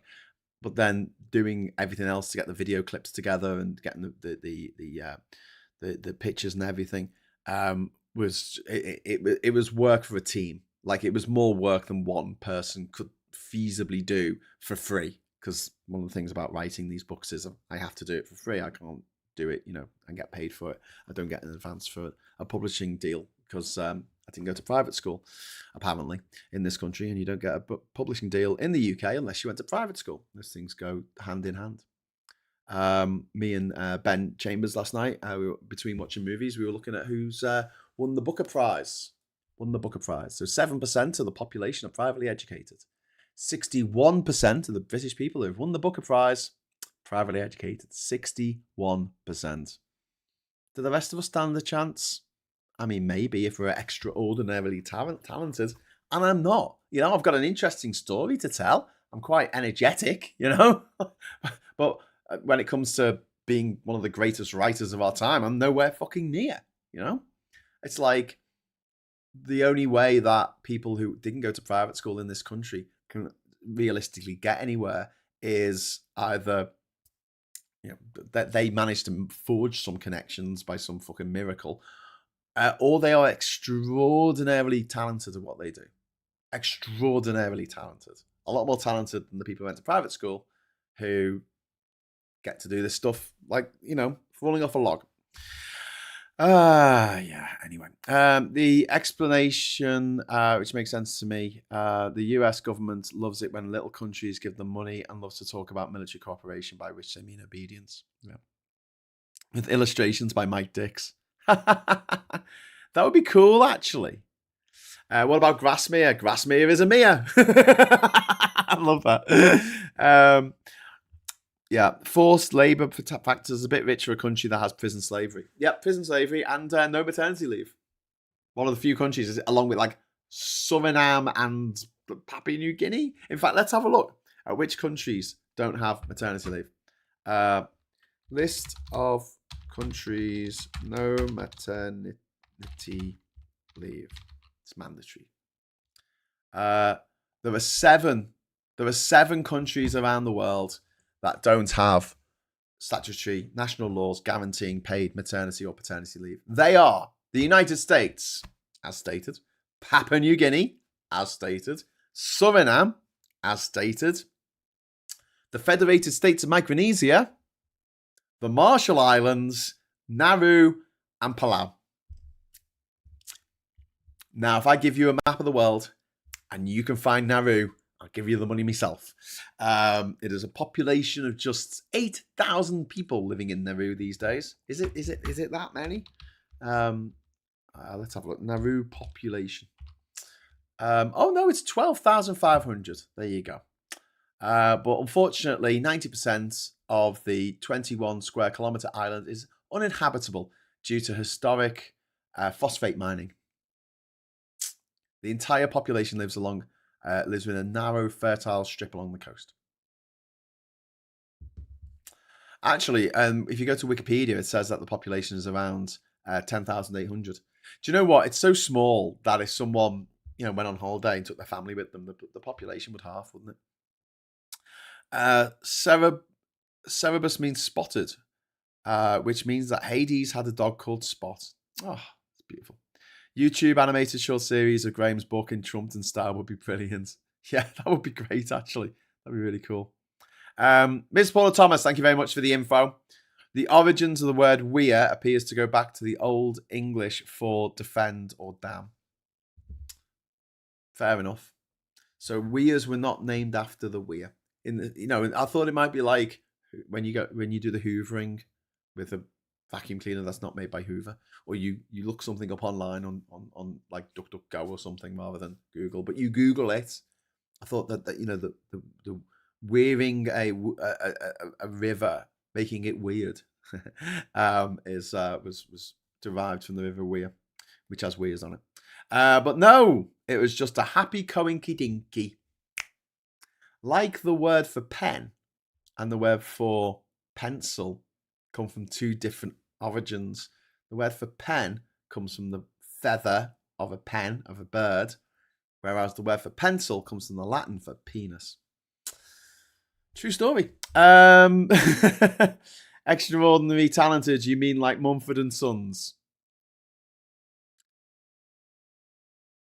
Andrew. Do not tempt me. No.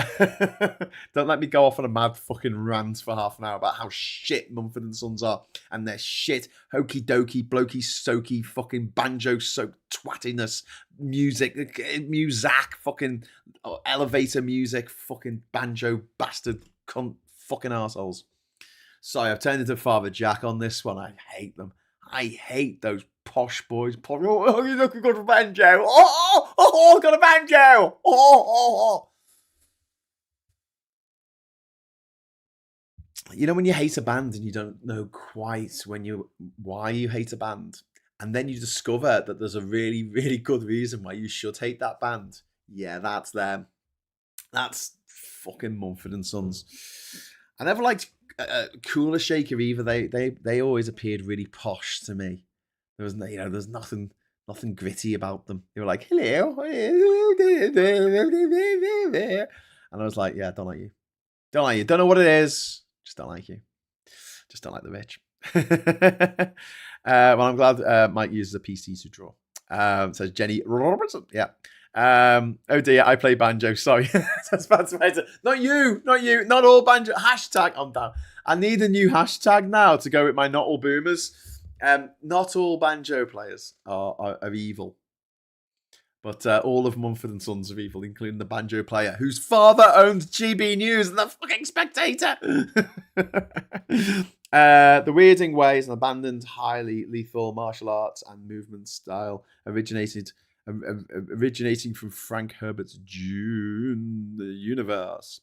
The Juniverse. Do you like that? That's what we're going to call it from now on. There's a new film coming out set in the Juniverse. Anyway, mind you, George Formby did kill all those people. He did. Mass murderer. Put them all in jars, apparently. Chop them up, put them in jars.